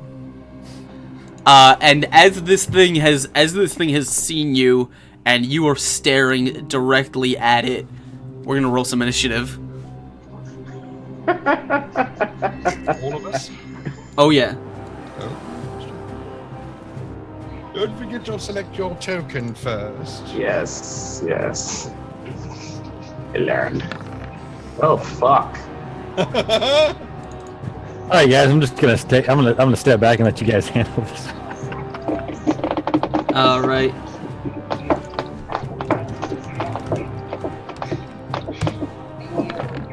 Oh, hey, look at that. Lycon is the one who can save the day. Zachnaphy I has don't to shoot you in the roll back of the head. initiative. He rolls a 2. Oh my And- god. We are so dead. Did Josh show up? and Kismith. Alright, is that everyone? Is everyone in? Looks like everybody. Yeah. I'll tell you who else is in. Dweebfire for joining. Welcome, my friend. Thank you for joining us. Welcome to the madness. We are about to have a fight on our hands, and so glad of you to help us out along the way. I'm gonna take a drink in your honor while these guys prepare what's gonna happen, because it looks... Drink, motherfucker, he says. Oh yeah, you know it. It looks like Lycon is going to be the first one up. So Lycon, why don't you go ahead and tell us what you do while I put one back. So can I see this thing, or can I only? I don't know. Can you see this thing? Yeah, technically on the map, yes, I can. Then yes, then you can see it. Okay. Does it look like it can fit through? You don't know. Well, no. So I can't tell how big it is. It is. It is very like okay. So it takes up a 10-foot by 10-foot square cube, basically. No, it can't fit. It's way too big. It might not have any bones. You don't know that. Well, Mr. Telescope, can I steal it over there? Yeah. Well, you know what? Here, hold on. Because how well can you see it? I don't know. I mean, I can. It's Just like, barely. Yeah. It's grayed out, but I can see the whole thing. Yeah, just barely. So I'm gonna say Xantor has a better view. You can just see the looming shape of this thing sort of illuminated on the edge of your torchlight, so you can't really make out much of its features. Okay. And are me and Xantor in front of each other, like, or are we side by side? He's in front of you. Okay. Then Oh, I forgot my am- drink. Oh, vodka, not my thing. I think you should have a chaser of vodka. Please don't make me. I haven't rolled a natural one yet. If we get another follower, I will chase that vodka with more vodka. All right. So go ahead. What do you want to do, Lycon? All right. I am going to step in front of Xantor, having flashbacks of the last time we were in a tiny cave and something. And I am going to knock an arrow and see if I can peg this creepy crawly spider thing. Okay, go for it. Nope. An 8 is not going to do it. Is that your plus short bow? Your magic short bow? I did not get a magic. He doesn't have a magic short bow. Yeah, I was like, what? That was the short sword. Oh, same thing. So throw that then. Doesn't quite work that way.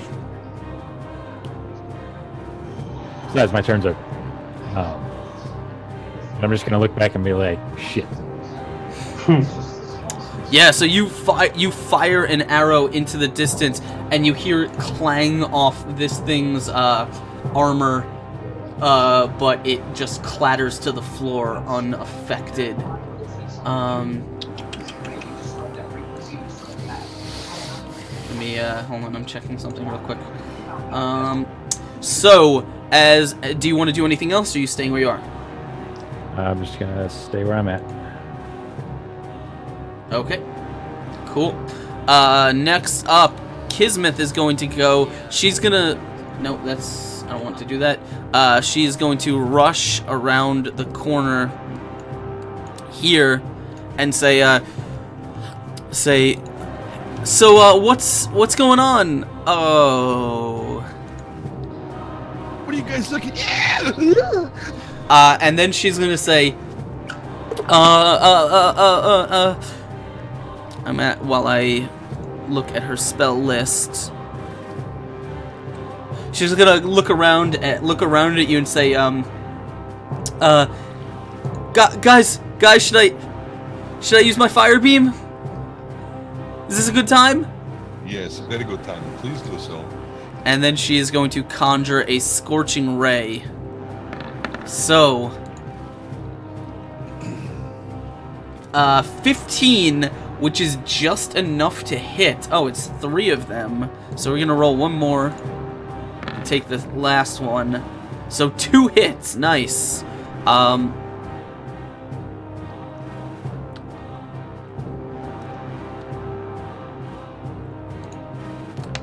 That's 1 and 2. So she's gonna fire a trio of burning rays out of her hand that lance over your heads and are gonna strike this thing right in the face. And as the fire streaks towards them, you guys are gonna get an illuminated view of this thing. I'm just waiting for Chris to put his headphones on so I can tell him. All right, Chris. Hear what it looks like. Yes. Sorry. So as Kismet ran around the corner and fired her scorching rays at this thing, the streaks of fire lance over your head, and as the fire illuminates the cavern for a brief second, you get a glimpse of this thing. And I will describe it, but I'm also going to read the description for you. So let me get the description first. So this creature is a large, sort of crab-like nightmare. It seems to have a large gaping mouth, almost like a lamprey, with a mess of twisting and curling tentacles underneath it. Its legs are topped with these twitching and moving eyeballs. And you can see several large purple blisters on its back, though most appear to be burst. And it also has these kind of crab-like claws. The whole thing's covered in a shell of armor. And so that is going to be that. Her rays are going to strike true and deal a total of 19 damage to this thing. And that is going to be her turn. And on its turn, it is going to go.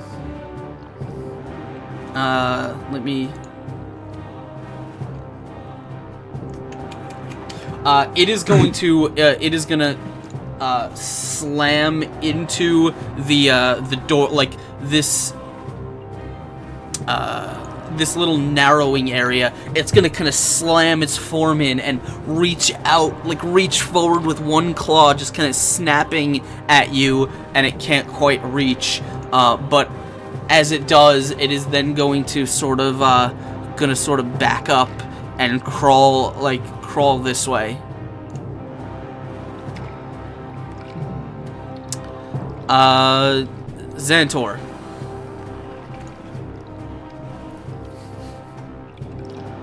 Hold on. Let me. Before I do that, let me take a screenshot because this is a fight that I think people need to see. Xantor, what do you want to do? So it's off the screen now. It's out of my view around the corner. Yeah, you saw it kind of make its way this way.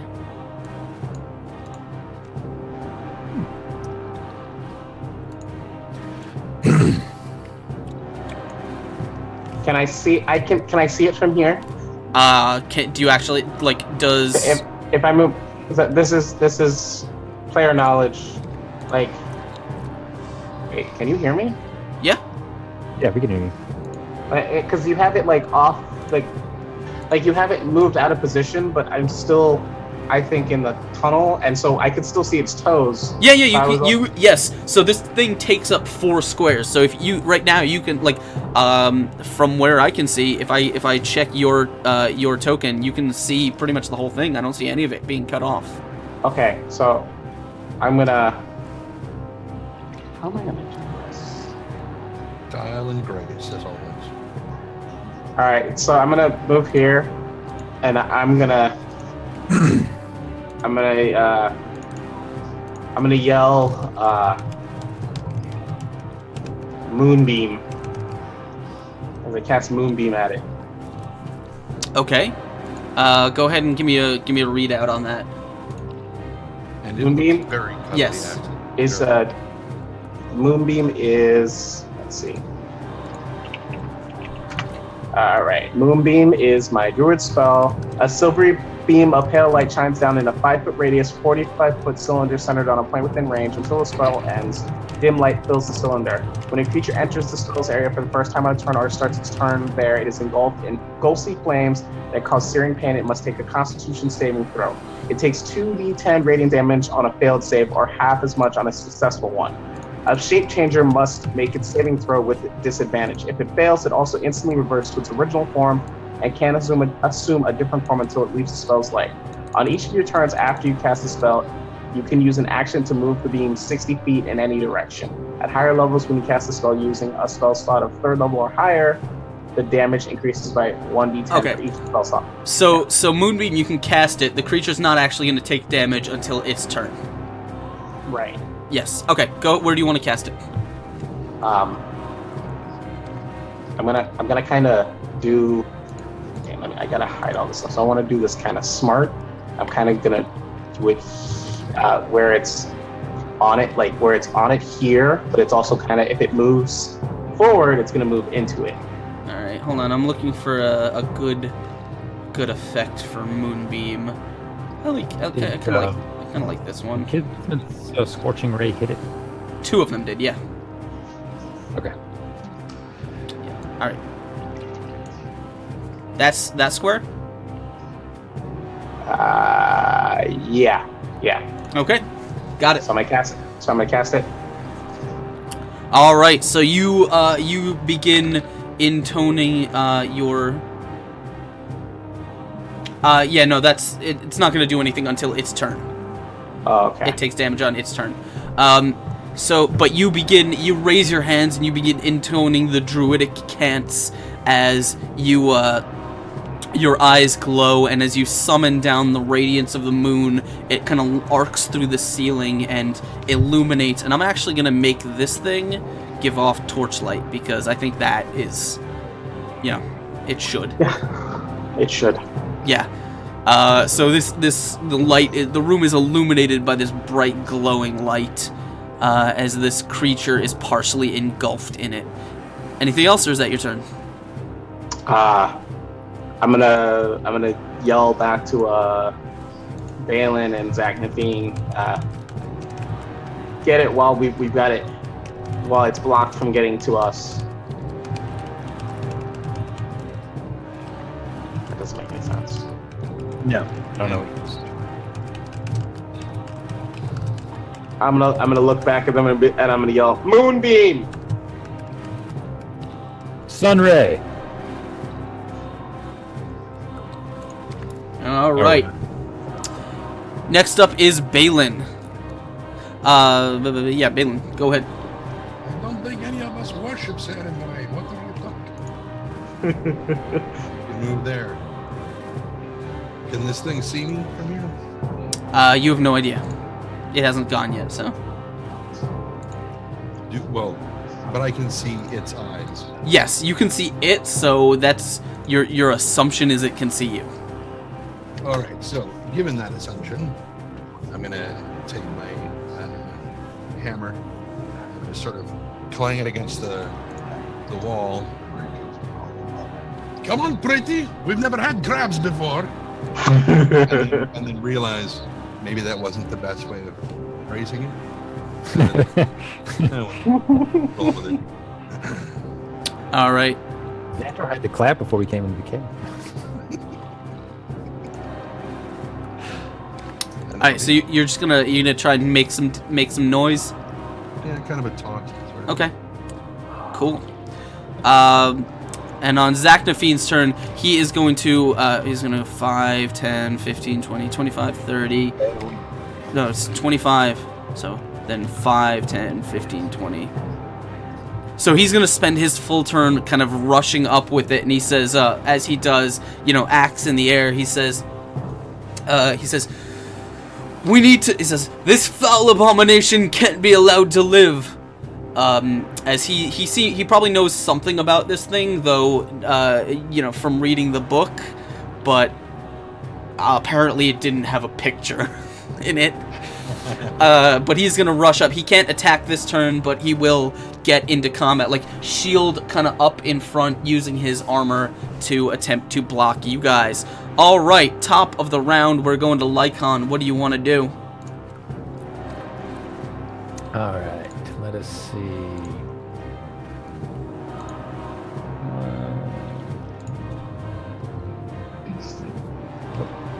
I am going to take it there. I'm going to use my movement. And I'm going to move the wrong button. 5, 10, 15, 25. 25. All right, I'm going to move to here. And, oh, look, there's a treasure chest in the back. And boxes. Let me see. Then I am going to attempt to shoot again. See if I do less sucky this time. Faith. Nah. 20 will hit. Yeah.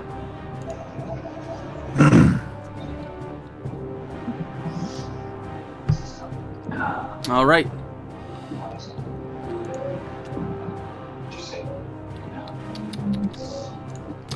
So as your arrow comes, clattering against it, it does find a slightly softer spot in the creature's flesh, like in between its armored plates, but it doesn't actually do as much damage as you expected it to. The arrow doesn't seem to penetrate nearly as far as you had hoped. Anything else? Nope. All right. Kismeth is going to, can she see this thing? No, not really. So she's going to kind of move over here and cast a Ray of Frost. Oh, you know what? Let me check something.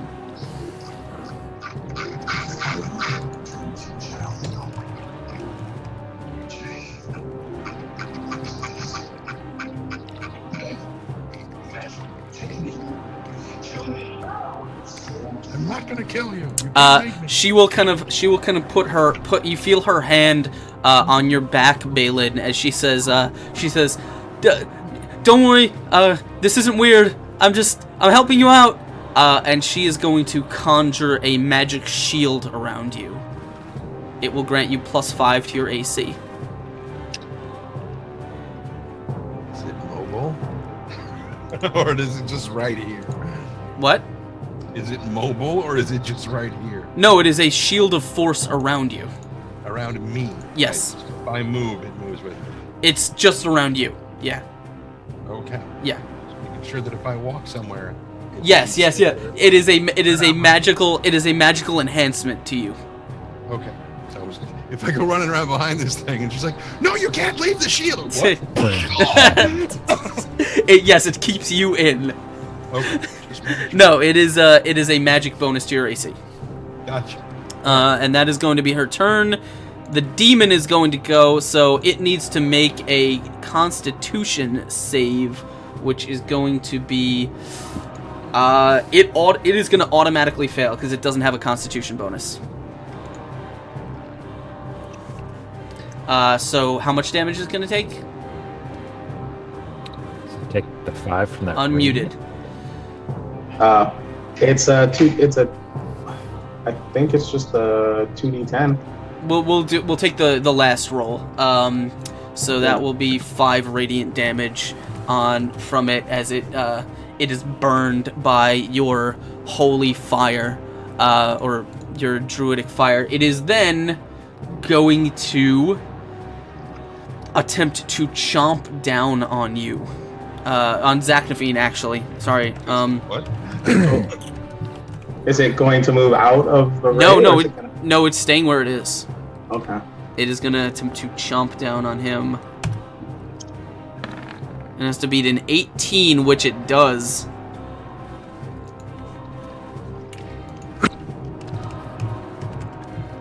One d12 plus. Very lucky. He is going. The thing you see basically as Zachnaphine's shield is up, this thing is gonna kind of barrel right past the shield and chomp down on his entire kind of shoulder area with its sort of like lamprey-like mouth, the teeth sinking in as the tentacles begin to wrap around his arm. And Zachnaphine's like, guys, this does not feel good, guys. So that is going to be. What is that? 8 damage to him. See, this is why at the end of every one of these episodes, you tell people not to let Dice Delulu get all. Yeah, no, don't do it. Don't do it. I'm telling you guys. You think I tell you this for your own? What is this? I don't know what this is. It must be another VTG roll. All right. So that is going to be its turn. Xantor, what do you want to do? I'm thinking, do I want to hold it there with the moonbeam because that seems like I need my concentration to keep doing it, or do I want to get into the fight? All right. Remember, this is player knowledge. You can maintain that concentration spell if you shift into bear form and attack. So you can keep that spell going, shift, and get into physical combat with no problem. It's time to get some Bariac. Wait. No, he's kind of a special druid. He's a druid. Let's get jiggy with it. It's time to bring out the bear token. Now remember, every time you take damage, you're gonna have to make a concentration check to see if you. Right, if I lose it. Can I get the bear token, sir? Yeah, give me No. 1 second. Oh, Just gotta turn weapons off. Where are the weapons on here? There they are. Is that shit not before? Okay. Bear. It's the bare necessity. I'm barely there. I don't see him. Bear. Where is the bear? Forget about it. We left him in the tower. I mean, in the is that house. gonna have to dive out of the way? No, I'm gonna. Oh, It's a baby bear. Bear. Yeah, thank you. I can control the token. Please. I'm doing it. So doing it patient. Jesus. I'm gonna. as a bear, you are now also a large creature. Yeah, I know. I stepped through them first, and then shifted. No, I'm just saying. Where the hell did my? The whole I thing is put it- black. Oh, I didn't know that was your. Here, hold on. Oh. And Here, when Now, when you're selecting your thing, just drag and select both tokens at the same time, so you move them together. okay. And then I'm gonna take a swipe at it first. Okay. Hit, miss. 11 is gonna be a miss. and then I'm gonna count, and then I'm gonna try to bite at it. All right. You kind of take a swipe, and your claw grinds across its plate armor, but you manage to chomp in with your teeth, finding one of those weak points between its joints. Go ahead and roll some damage on that. 13, not bad. The flesh is considerably tougher than you expected, but it is gonna take some of that damage pretty hard as your teeth sink in a little bit. Gross tasting. Yeah. But I chew on a demon to get my tongue tasting. I can get it right now. Well, bears do tend to frequent garbage dumpsters. All right. Anything else? No, I'm gonna wait to. Wait. No, that's it. That's it. All right.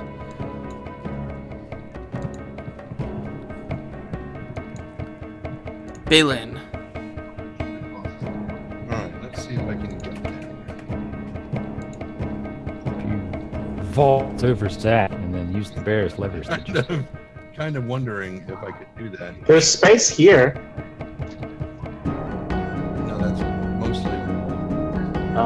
Space. I mean, it's up to ask whether I would be able to function in that square. I'd say if you want to, because that's at least half wall, you'd probably, yeah, no, you're better off taking the other side. Is that going to take you a double move or one move? No, that's a full move, but I have to vault over Xantor to do it. You can slide under him. Yeah. Baseball. Give him a little tip. Bear nuts. just as you slide, just. Given the fact that my character sheet is in front of your part of the screen, I have no idea what it looked like when you made that sound. And my brain, in particular, filled in with, you probably don't want to know. So I'm just going to hit this thing with a hammer. Okay.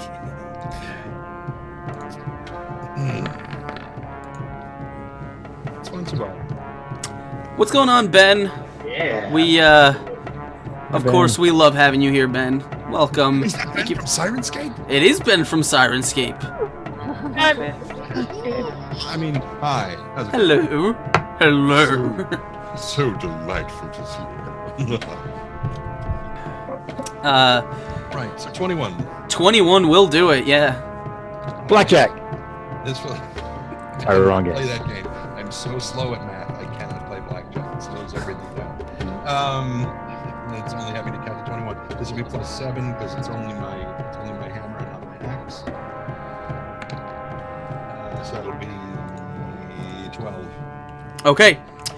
You bring your hammer down in an arc, just kind of slamming on one of the shell of this thing, and you hear kind of it rattles for a second, but you do hear kind of the buckling of the shell, like a little bit of cracking, but it is surprisingly resilient. Not surprised. This thing, however, has taken a couple powerful injuries, so it's starting to, like, you see kind of there are cracks, there are bloody wounds over it. It is starting to kind of, look a little bit worn, but it definitely is still a threat. Anything else you want to do? Well, no, my intention is to try to create a soft spot for Lycon to shoot through, so. All right. And last but not least, we have Zachnafine, who is going to make a battle axe attack against this thing.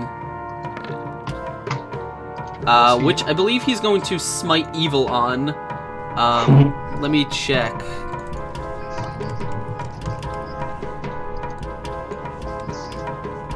Paladin, Divine Smite. Here we go.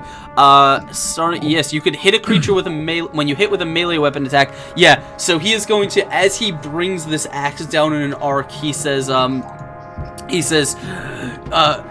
all unholy spawn must die, and his axe head roars to life with holy fire as he brings it down squarely on this thing's face for a natural 20, which of course is going to be is going to mean that he gets his double weapon damage plus an extra 2d8. Wow.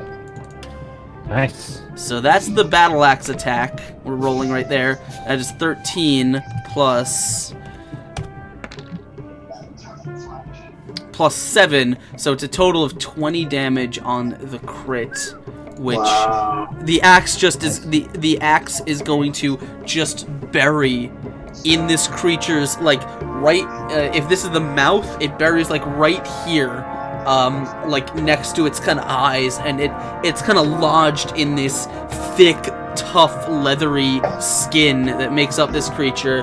And as there's a burst of holy energy as the axe hits, and the creature is going to kind of roar in, let me see if I actually have a roar here. Yes.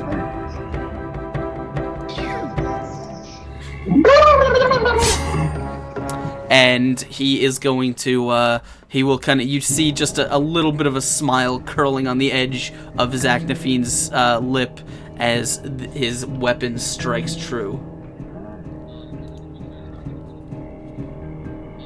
Why do I hear? Who am I hearing myself from? Probably mine. Oh, okay. I wanted to hear the roar, so I was listening to the stream. Oh yeah. Someone is. They're telling me that the smite dice should be doubled, which I didn't actually know. So there you go. There's a little bit extra damage. Another 7 in there. So, little bit of extra damage on top, on icing on the cake, which will bring the round to a close as we bring it to the top with Lycon. What would you like to do, my friend? That was a very cool roar. Where did you get that roar, by the way? Where did I get that roar? Well, that, of course, was provided to us by the fantastic friends over at Sirenscape, who make this awesome product, which I wish I could... actually, I will put it on screen while I'm doing this. Sirenscape is a fun little program that allows you to have all different kinds of game sounds and stuff. We know someone from there, don't we? Yeah, no, only just. Here, this is what it looks like, and as you can see, there's buttons like this zombie roar, and this bear roar, and this weapon impact, and yes, and even awesome spells like fireballs, and that is how we bring our game to life. Alright, so top of the round, what are you doing, Lycon? I am going to move 5, 10, 15, 20, 25. And going to take another shot at this thing with my short bow, since I cannot get to it with my short sword. It's okay, you hit. A 19 will hit.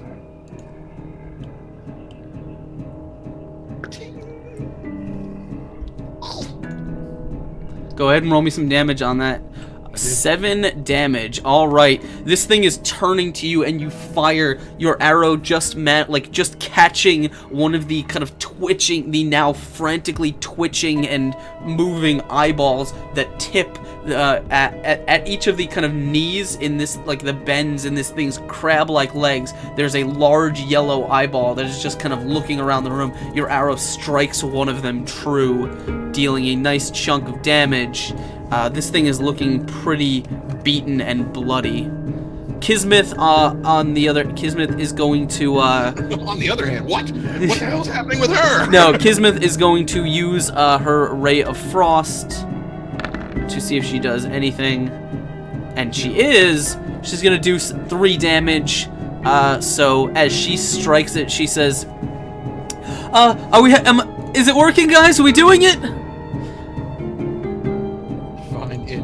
All right. On its turn, it is going to stay in the beam, so it's gonna it automatically fail its check. Go ahead and roll some damage on that.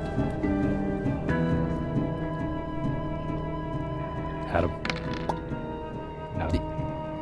All right, 7 damage on the holy beam as it manages to snap its claws at Xantor. It is gonna snap its jaws down at Xantor. This is a bite attack at you. 19.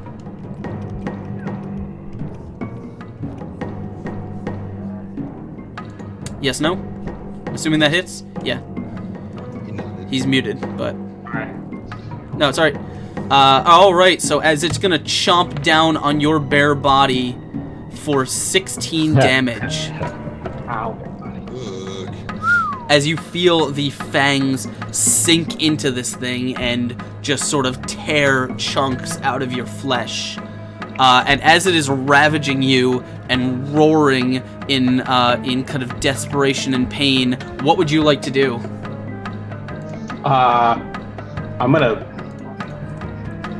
bury my nuts in its face, but no, I'm gonna claw at it again, and I'm gonna try to bite it once more. Okay, go ahead.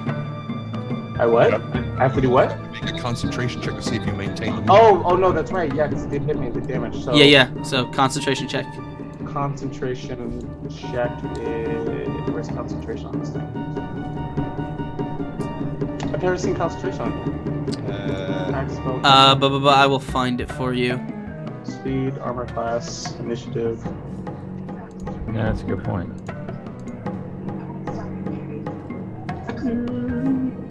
Give me 1 second. Oh, it's just a D20. Yeah, I was gonna say it should just be a D20 roll.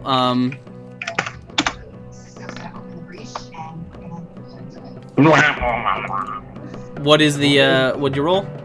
3. A 3 is not enough to maintain your concentration on this spell, so your beam of light is going to disappear. But you can attack back. Yeah, first I'm gonna claw at this bad boy. All right, Nice. 16 will do it. And the second attack? Yeah, the 24 will do it. All right, Damn. so that is a total of, what is that, 27 damage? Yeah. How do you want to do this? Yes. So it'll be on my bite. So, all right, let me get a good picture here. Let me zoom in. Zoom in real close. Oh yeah, we're zooming in on this. All right. So I'm gonna, as I bite, I'm gonna actually bite like with proficiency at like one of its like bigger eyes that's like swirling around, like one of its main eyes that's near its like mouth. Yeah. And as I bite, I'm gonna clamp in on the eye, and bite, and with my paw push at the same time, pulling the eye all the way out of the socket. And then as it pulls out, once it's out, I then shove it right back into its mouth. All right. So you are kind of splashed with blood as you grab this sort of chunk of flesh where its knee is, ripping out one of its eyes along with these trailing sort of bloody tendons and sort of roots and stuff. And as you kind of using your paw, you just swipe forward, carving along this thing's face, and as you do, like your paw basically is buried in its gaping, twitching maw, like with this chunk of flesh in there. And as you rip it out, the thing's like tentacles are writhing everywhere. The legs are kind of skittering on the ground, and it lets out one last just.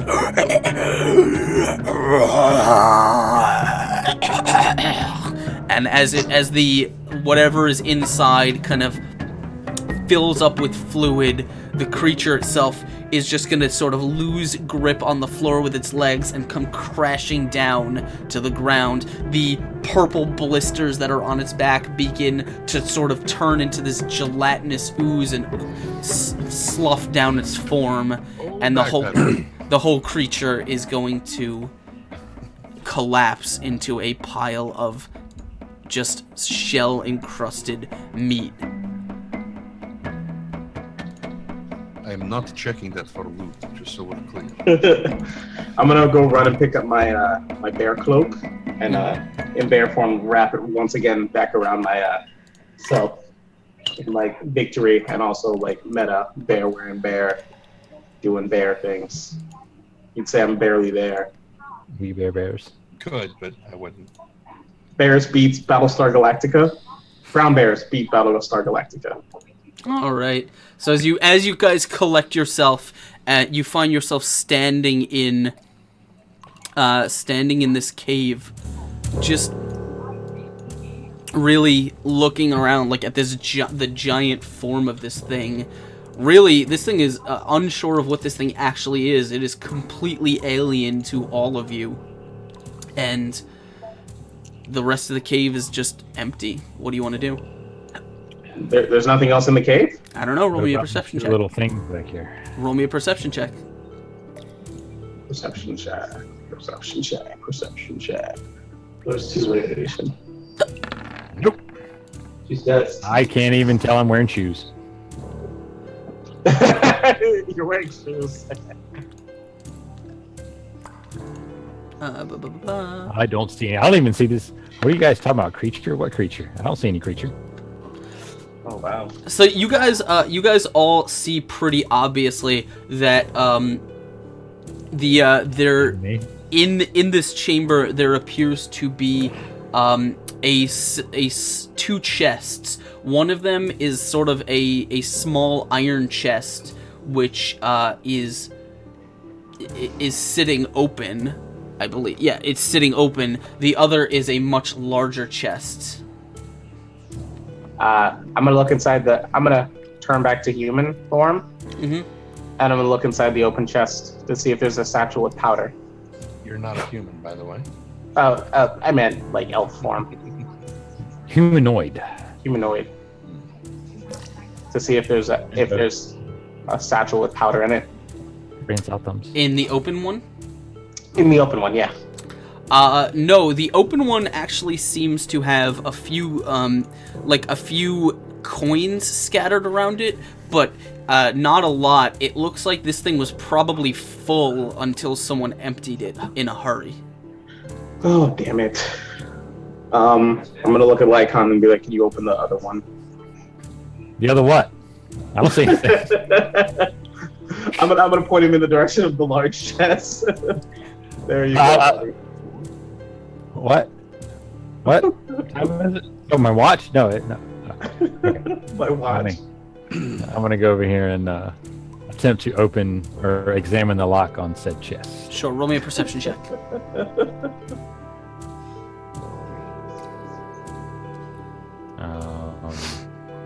Man, that took forever. I think I'm having net problems. Perception?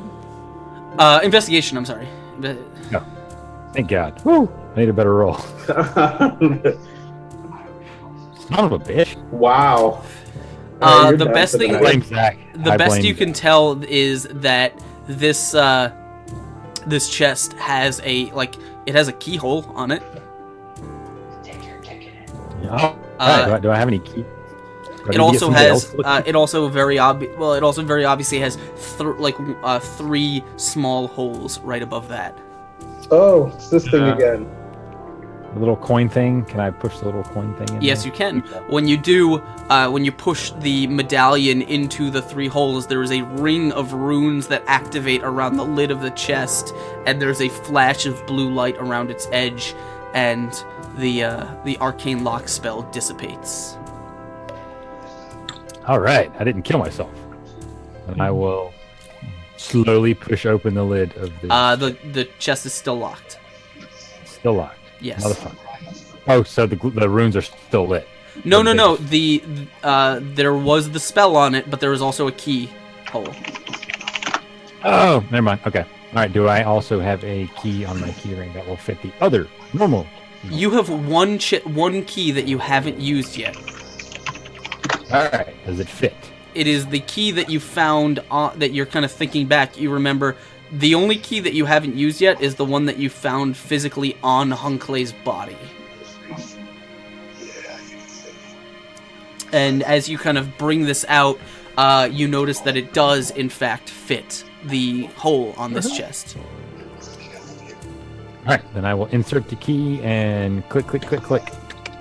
All right. As you do, you're able to lift this heavy, heavy chest lid, and as you push it open, you see There is a sort of a Teeth and a giant tongue. No. yeah.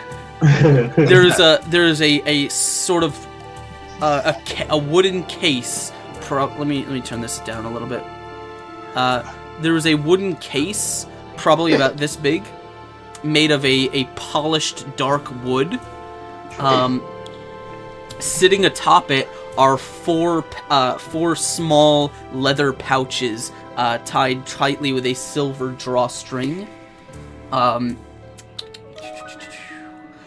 There is what appears to be a silver and ornately scrawled tube that probably holds some sort of roll of, scroll or roll of paper, something like that. And there are what appear to be five books.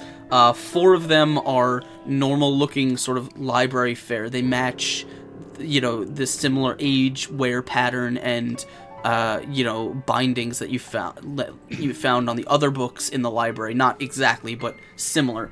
The last one is a very tattered volume. It's much large. It's about this thick, right? It's very large. The pages look frayed, old, and just very musty. And the tome itself is made of this black sort of leather, but it looks like it was wrapped in such a way that, like, it's not neat or anything. The leather is, like, overlapping itself and folded and pressed and kind of creased in a lot of places. It's cracking and dry to the touch. So it was made of some poor guy's skin. Okay, I will take the scroll out case that looks like a scroll case. I will hand it to Kid. She is the magic detector person. I will hand the books to Xantor, and then I will carefully just peek in one of the pouches to see if it resembles the just described by our friend in the mansion. You pull open the pouch, and it does look like it's filled with some sort of black sand. All right, and you said there were 4 pouches? There are 4. All right, I will take one. I will give one to Xantor, one to Balin, and one to Zach. Okay. As he hands it to me, I will, having already walked over to the other side of the room to recover his lost arrow that he fired that bounced off, and I'll get it back to him. Thank you.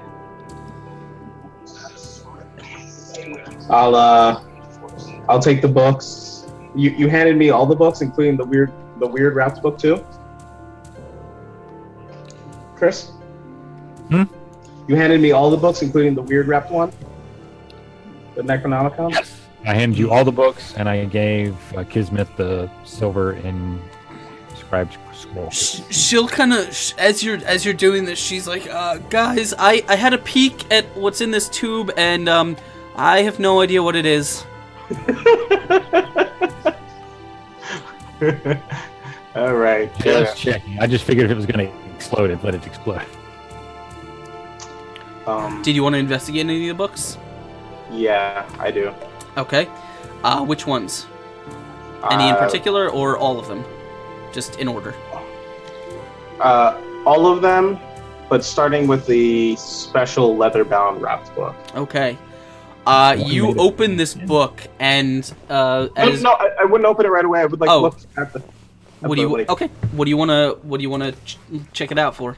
I want to see what's on the cover, on the binding. Is it bound? Is it closed a certain way? It is a normal book. It has a basically like a leather strap with a stud, like a on the jackets where it's got a loop and like a piece that fits through it with like a bar. Yeah, I don't know what that's called. It's got like a strap that is closed with something like that. That kind of keeps the front part closed. The rest, it seems to be like it's bound like a normal tome, but it looks like it was bound by hand, possibly by an amateur. It doesn't look like it was bound neatly or in a way that was designed to look really nice, as most expensive tomes are. Okay.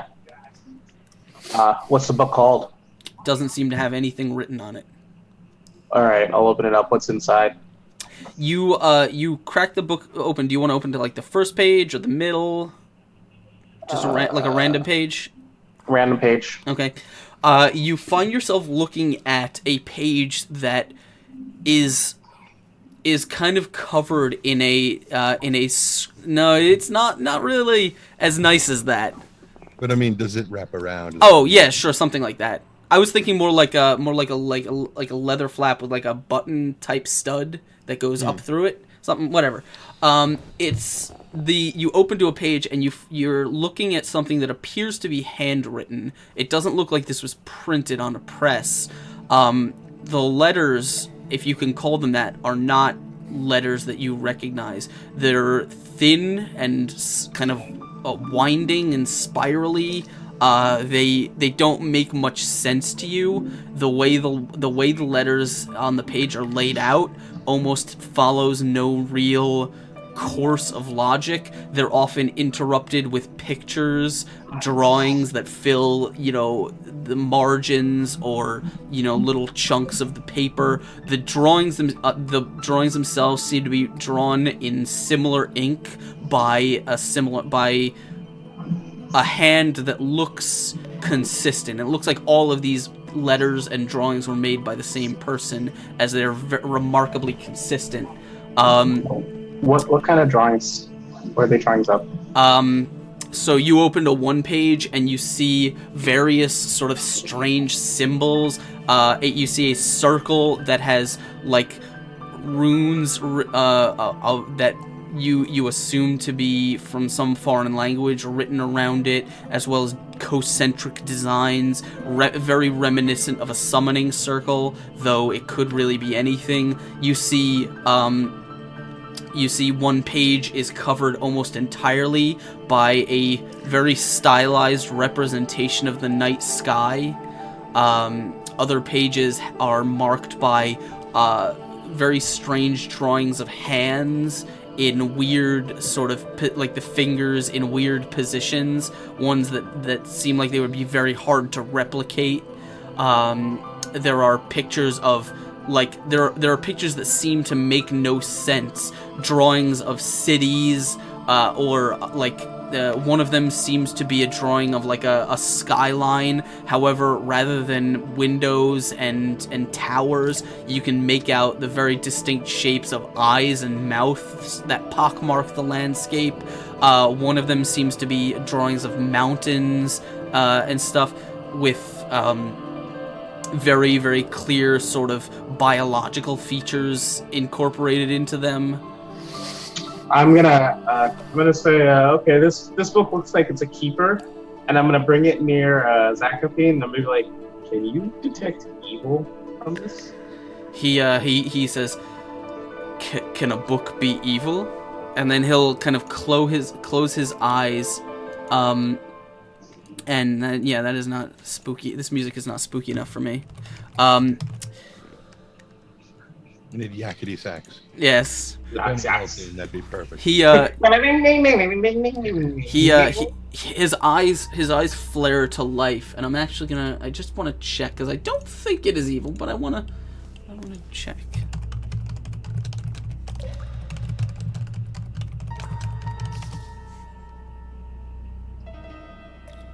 No. Oh, excuse me.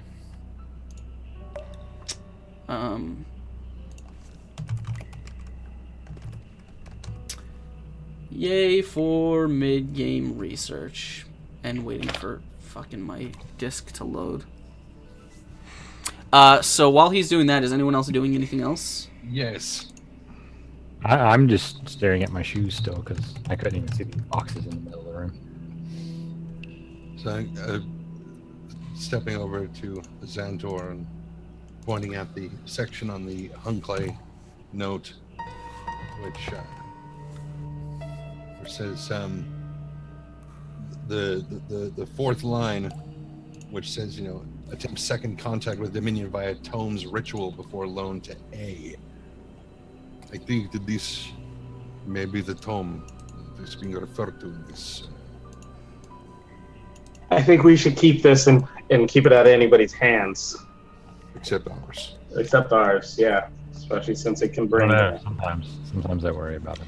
So as he kind of helps you, you with Zachnaphine's help, you kind of examine this book, which appears to be again like a collection of complex star charts, tangled messes of letters in languages you don't understand, drawings of and baffling maps of places that make no sense to you, that disrupt the text, along with painstakingly detailed images of creatures much like what were viewed in the demon journal.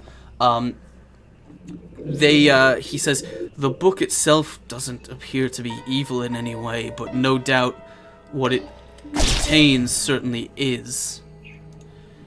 Okay. Oh my god, thank you so much. Holy shit, we are getting raided the fuck out of. I didn't even notice that. Thank you, Who thank would you. raid us? Yeah, I don't even. Oh my god, I don't even know. Players. Thank you, Undead Red. Thank you, Undead Red. Why did they for the vote follow. the bear? Why would you attack the bear? Wait, was it a regular bear or was it a druid bear? Wolfopolis is raiding us. Thank you so much. Welcome everyone, and hello to all our raiders. I'm going to drink a shot for you as you guys blow the fuck up our chat. Thank you so much. It is a Wolfopolis raid. So thank you also. Who else? And for all of you wolf aficionados out there, I do in fact have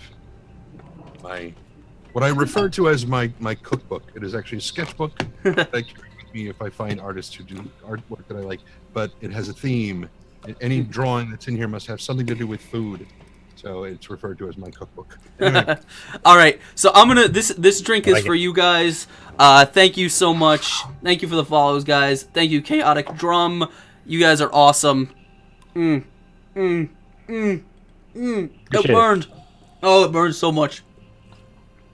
Ooh, that was a switch to whiskey and bourbon, man. I wish I should go downstairs and get some, but I've already committed to the vodka, and it was a bad commitment. Thank you so much, guys. You guys are awesome, and please. If that wasn't enough, I also have my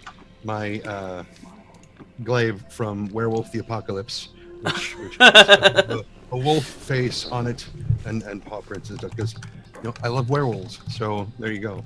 And yes, well, if a bear is an ass, then a werewolf is. Let's just move on.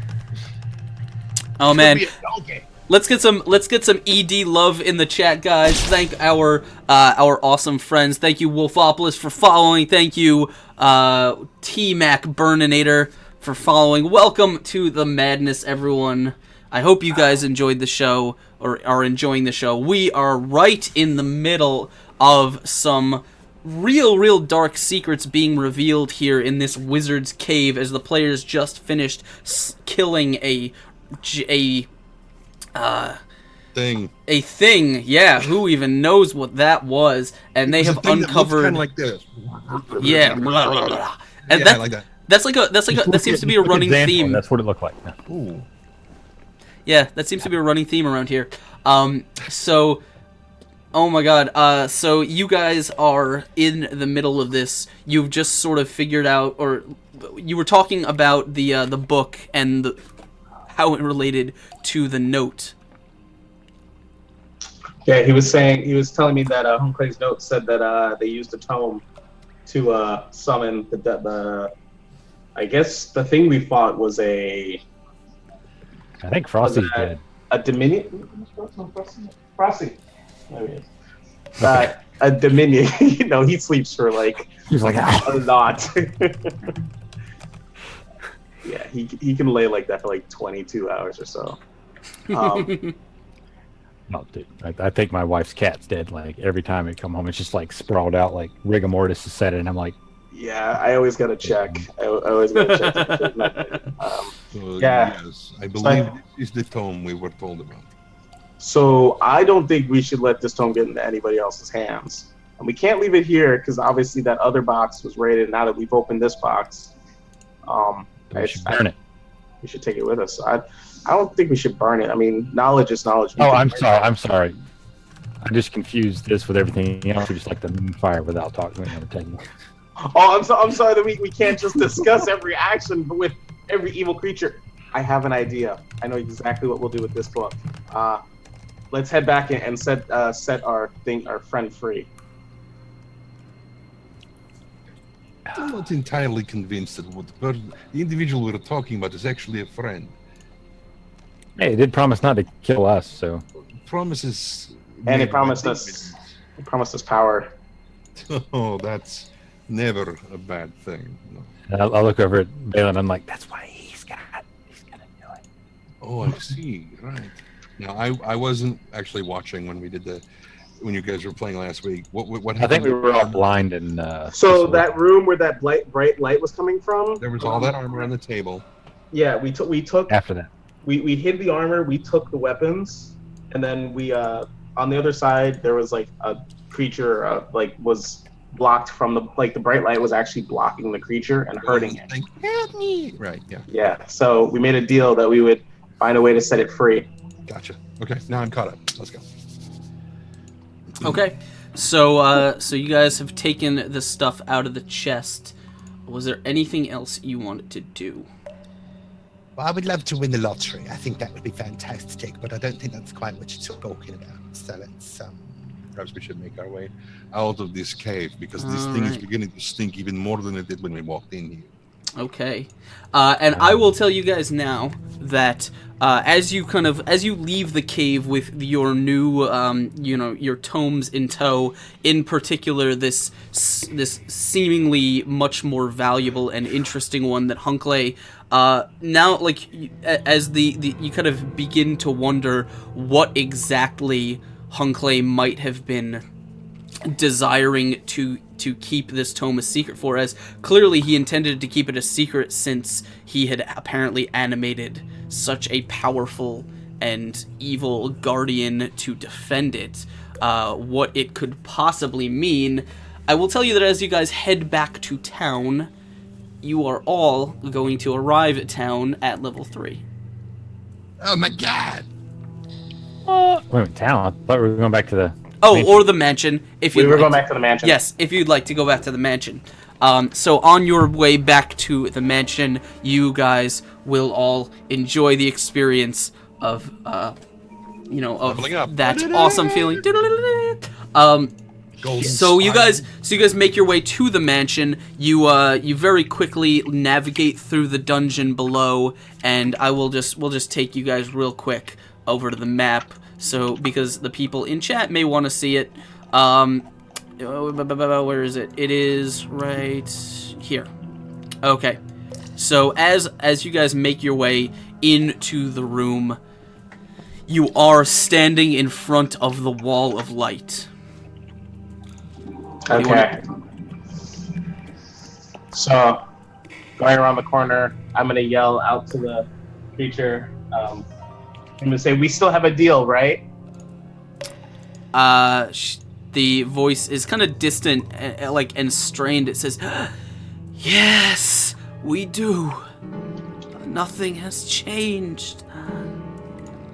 All right. We're gonna set you free so you can return back to your world. And we have something we want you to take with you.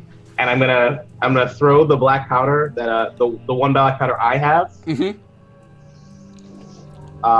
At the light to or whatever the light source is. He's like, I assume that's how it's used, and see if anything happens. Okay. So as you kind of take this black powder and you throw it at the wall of light, you see the powder is going to hit the light and spark as if you were throwing phosphorus onto fire. However, rather than sparking white, the sparks seem to be black, and as the powder activates when you throw it, the light is completely snuffed out, and you guys find yourselves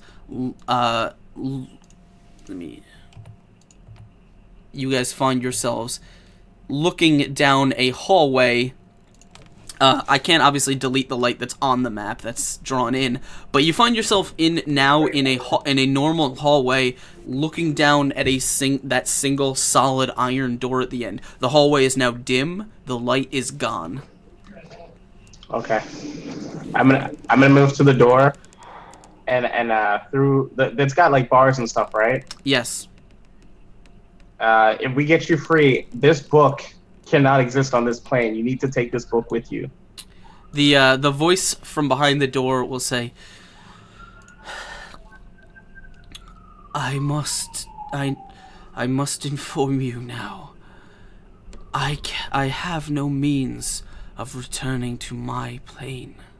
I was brought here against my will. I am not a powerful wizard.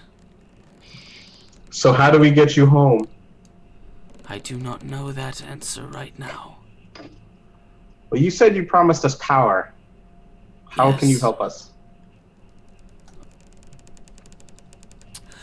I can offer you knowledge.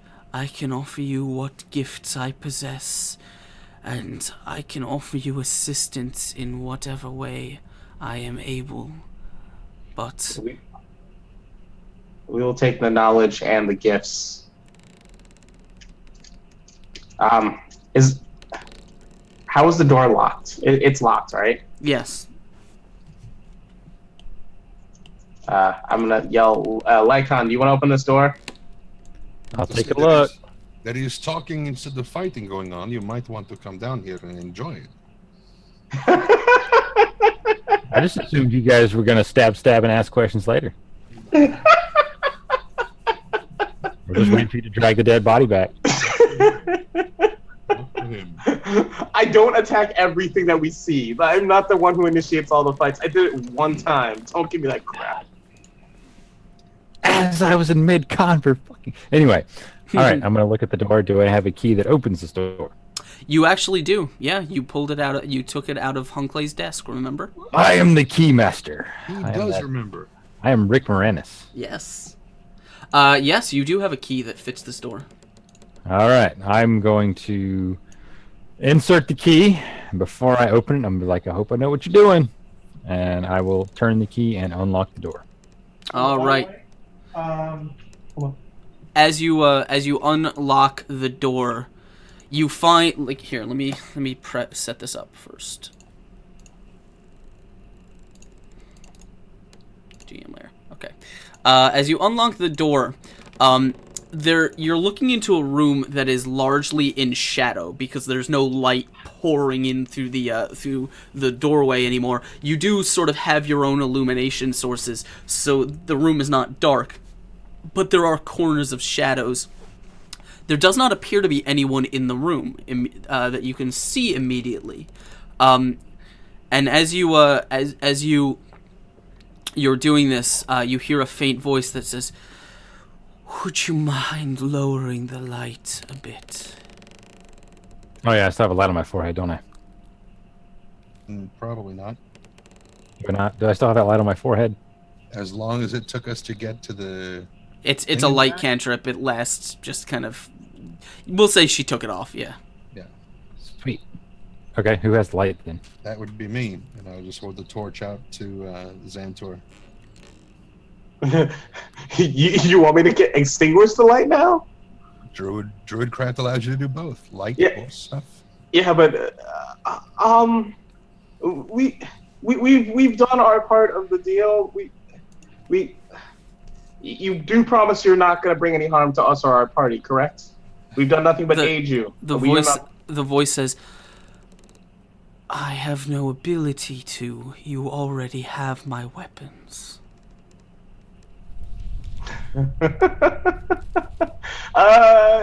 Your armor's still good. All right, I'll use the druidcraft and undo the torch. All right. As you snuff the as you snuff the torch out, you guys are the shadows grow dimmer in the room, and with that you see kind of on the back wall, like the shadow appears to shift a little bit, almost as if someone was stepping past the light source, creating a shadow on the back wall. And then from there, it just sort of conjures like a cloud in the center of the room. And as the cloud forms, it seems to kind of coalesce into an almost solid form. And stepping forward, you see the form take shape of what appears to be a woman. Completely black skin, like no features. The face is not really a face so much as what appears to be just a solid white mask with no features save for 2 black eyes. And it is standing in the center of the room, kind of looking at you. What is your name? And it looks a little bit like this. Oh, that's cool. Though that is the image, of course, with its armor on. So now you know what the That armor is pretty sweet. looked like. And the creature says, let me leave this up so people in chat can see. The creature says, "My name is Mafe. I am a Shay born of the plane of shadows." Nice to meet you. And well, I think as you guys are staring at this creature and kind of taking it in, and about to have your conversation, negotiate for your information, and find out what and why it was that Hunkley actually summoned this thing, what secrets she may know, and what secrets may lie in the things that Hunkley was trying to keep hidden. All that will have to wait for next week, because I think that's where we're gonna end it for tonight. So yeah. Oh man. So as always, thank you guys for playing. A huge thanks to everyone in chat for joining us. You guys are so awesome, and thank you for making me drink a lot more than I normally drink tonight. But yes, thank you so much. We are I hope you enjoyed the session. I know I certainly did. So before we go around actually, let's start by going around with our players and getting some thoughts on the session, and follow that up with some hooks and plugs. So, hi. How you doing, Trendane? Doing all right. How about you? You know, just chilling. No, I don't. That's why I asked. How are you? I'm just chilling. I just got done playing some D&D. Oh, nice. How'd it go? It was all right. It was all right. So Trendane, what do you think about the session tonight? And once you are done with that, you can kind of go ahead and give us some hooks and plugs. Tell us who you are and where people can find you on the internet. Let me put some music on. Tonight's I think tonight's session went probably better than the last one did for me, namely because I was here for it, and so that made it a lot more interesting. But today's session had more of a more solid feel of actually making some progress. Before, it just felt like we were just kind of grasping at shadows, no pun intended. Sorry, lady. Sorry. But finding the tome, I think, was the biggest step, and it's making it easier to feel like I know where the pieces are starting to connect. Mm-hmm. And it also, seeing where those pieces are starting to connect also worries me a bit. And of course, now that we're level 3, it doesn't worry me quite as much, but much. And knowing that a Teparax is still probably a dragon, it's good, and it's good. And the second good is worryingly bad, in a good way. So I very much like this one. This one felt like there was a lot of actual progress being made. It was good. Awesome. And who are you, and where can people find you on the internet? And what do you get up to? That at the beginning. Oh, did you? Oh, well, I forgot. We've got new people. Yeah. New people in the thing. We might as well just. So for those of you who have joined us since the beginning of the episode this evening, my name is Trent Sparks. I'm a professional voice actor, person kind of thing, and I do not stream on Twitch, but I am involved in a lot of other streams. Namely this one. On Tuesday is my other D&D campaign where I play a druid very similar to Xantor. That's on the Arvan Eleron channel, which is in the link that just went out in the thing over there. And then most of the work I do is on that channel, Arvan Eleron. And I do a lot of voiceover work over there as well. And there's the Bulkheads Star Citizen Machinima on YouTube, which you can find if you do a search for Bulkheads. I do about 5 billion voices in that. Actually, it's a lot. But and then in the upcoming Skyrim mod called Beyond Skyrim Bruma, I do a lot of voices in that, but that's in beta testing right now, so it's not quite done. We're still working on it, but hopefully soon. Awesome. Yeah, Trendane's links are down in chat. Go follow him on Twitter. Go check out his other streaming work and be his friend, because we all know he needs more. Yeah. All right, and next up we've got Adam. What do you think about today's session? I enjoyed it a lot. It was a lot of fun. Got to try some different things, kind of think differently about, did shift out of us staying a bear for the whole game. I know it makes it challenging to interact with me as a bear, but I'm curious now to see where things go. Someone also in the channel said we should probably hold on to the tome, but I feel like holding on to the tome will only just lead us to ruin. And I'm excited to see what happens next. I know that sometimes the choices I make, the party doesn't always agree with, but I like to think that I'm using my insight and my wisdom scores to make my judgment. I'm not just crazy. Oh. And remember that intelligence scores, that's knowing how the trap works. Wisdom is knowing not to step in it. Right. Between those two. And what do you get up to on the internet? Where can people find you, man? You always ask what I do on the internet, and I really don't like to share what I do on the internet. It's personal. I mean, what can you share with us? What is legal to share? I don't do anything illegal. That's. So I do a Twitch stream called Totally Tweet, TWEEKD, where we drink and we play different games. Although the last 2 weeks we've been lame for various reasons. One, I broke.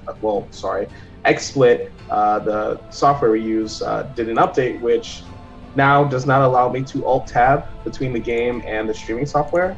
So I have to find a fix for that, which I haven't done.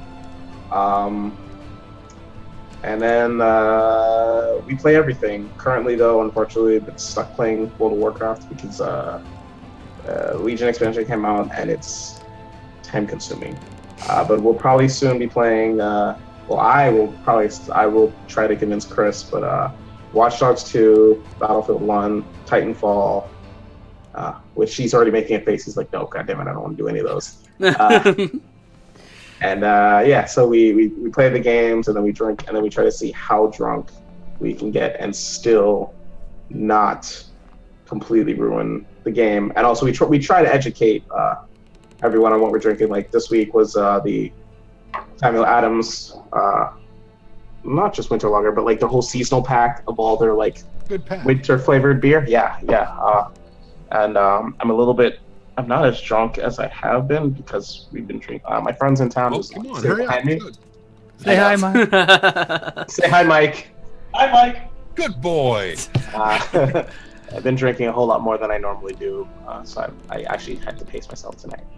And that's it. Awesome. Yeah, and the other half of that Twitch channel is our other player, Chris. What'd you think of tonight? I mean, other than some asshole destroying my telescope.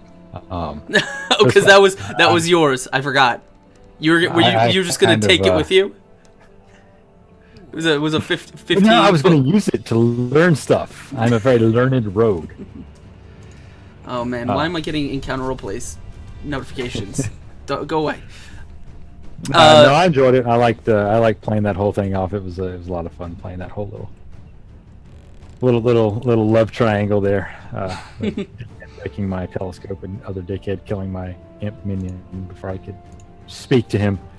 Yeah, like Adam said, we do a Twitch stream, and sometimes that guy back there in the back, he'll play certain games with us. Usually HOTS and Overwatch, but we do a little bit of this, a little bit of that. We are trying to normalize that, but one of us has moved recently. The other of us is still trying to get a house built. Until that's done, we're going to be a little up in the air. But if we're on, follow us. We do tend to pretty much act the same way we act when we're here. Maybe slightly more drunk on occasion. But it's a lot of fun. You should come and check it out. Awesome. Yes, the links to that is in chat. Go check those guys out. Of course, we are absent in Ashley and a Josh, but I will shout them too because those are our other players, and you should follow them as well. My name, of course, is Askren. I am your host and dungeon master here, bringing you all this content. You can see because my name's right below me. Yeah, I see that.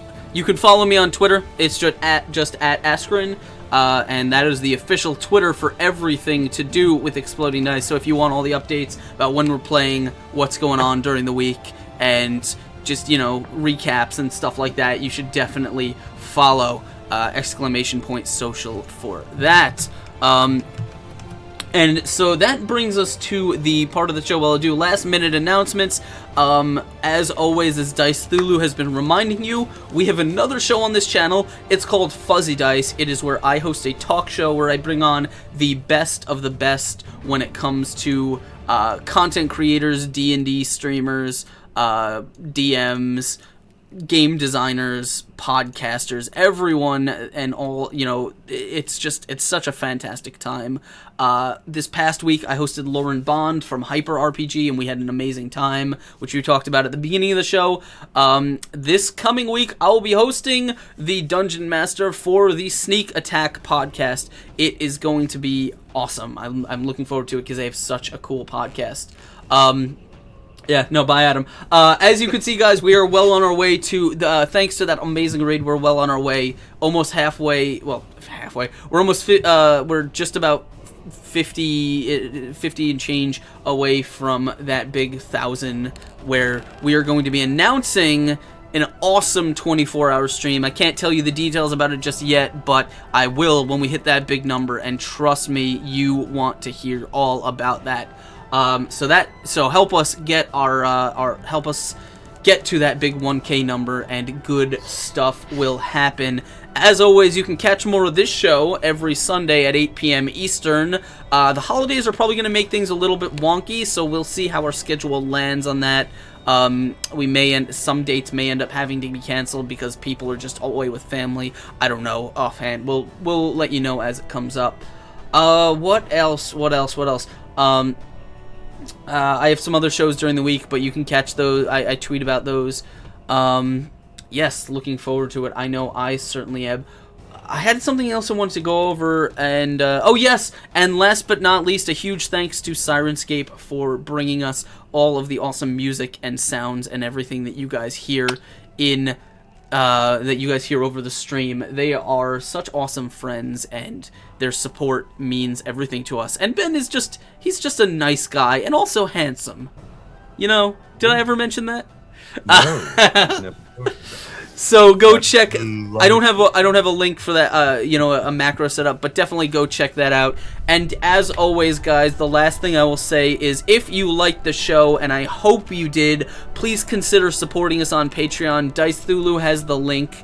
It is the best way to support the show in an ongoing basis. Your contribution will net you some cool things. We have some really cool stuff. When we hit our first Patreon goal, we're going to be adding another fully cast weekly show to the schedule. It's going to be great.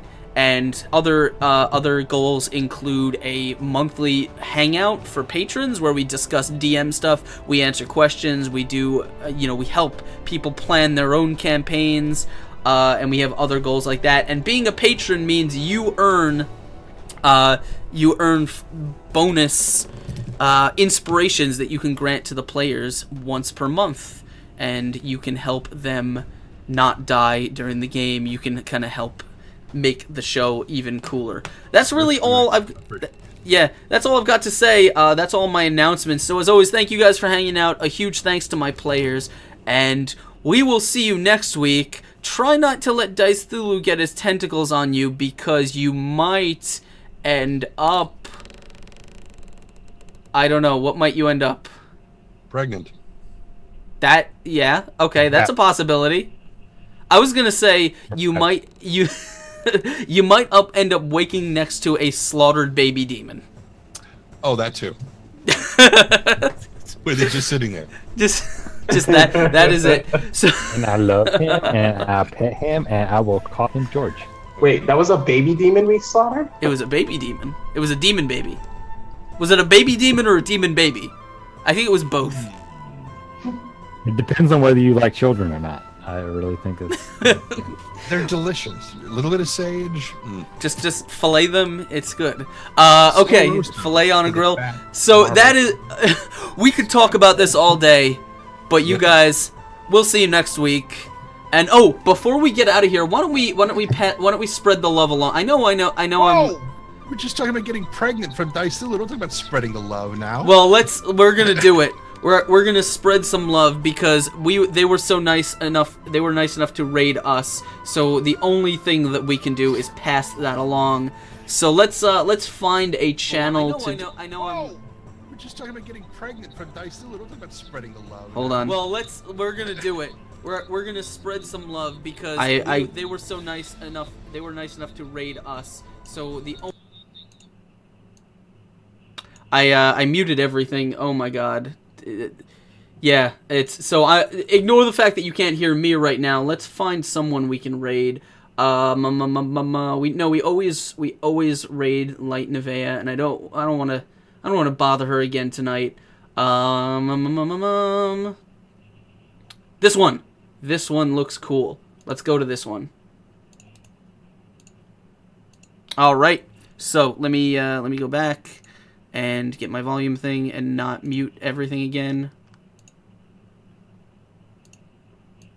So, everything's muted. Why is everything muted? Oh, damn it. There we go. Okay, so here you go. That was some awesome Twitch handling. If you haven't seen, that is the channel that we are gonna raid.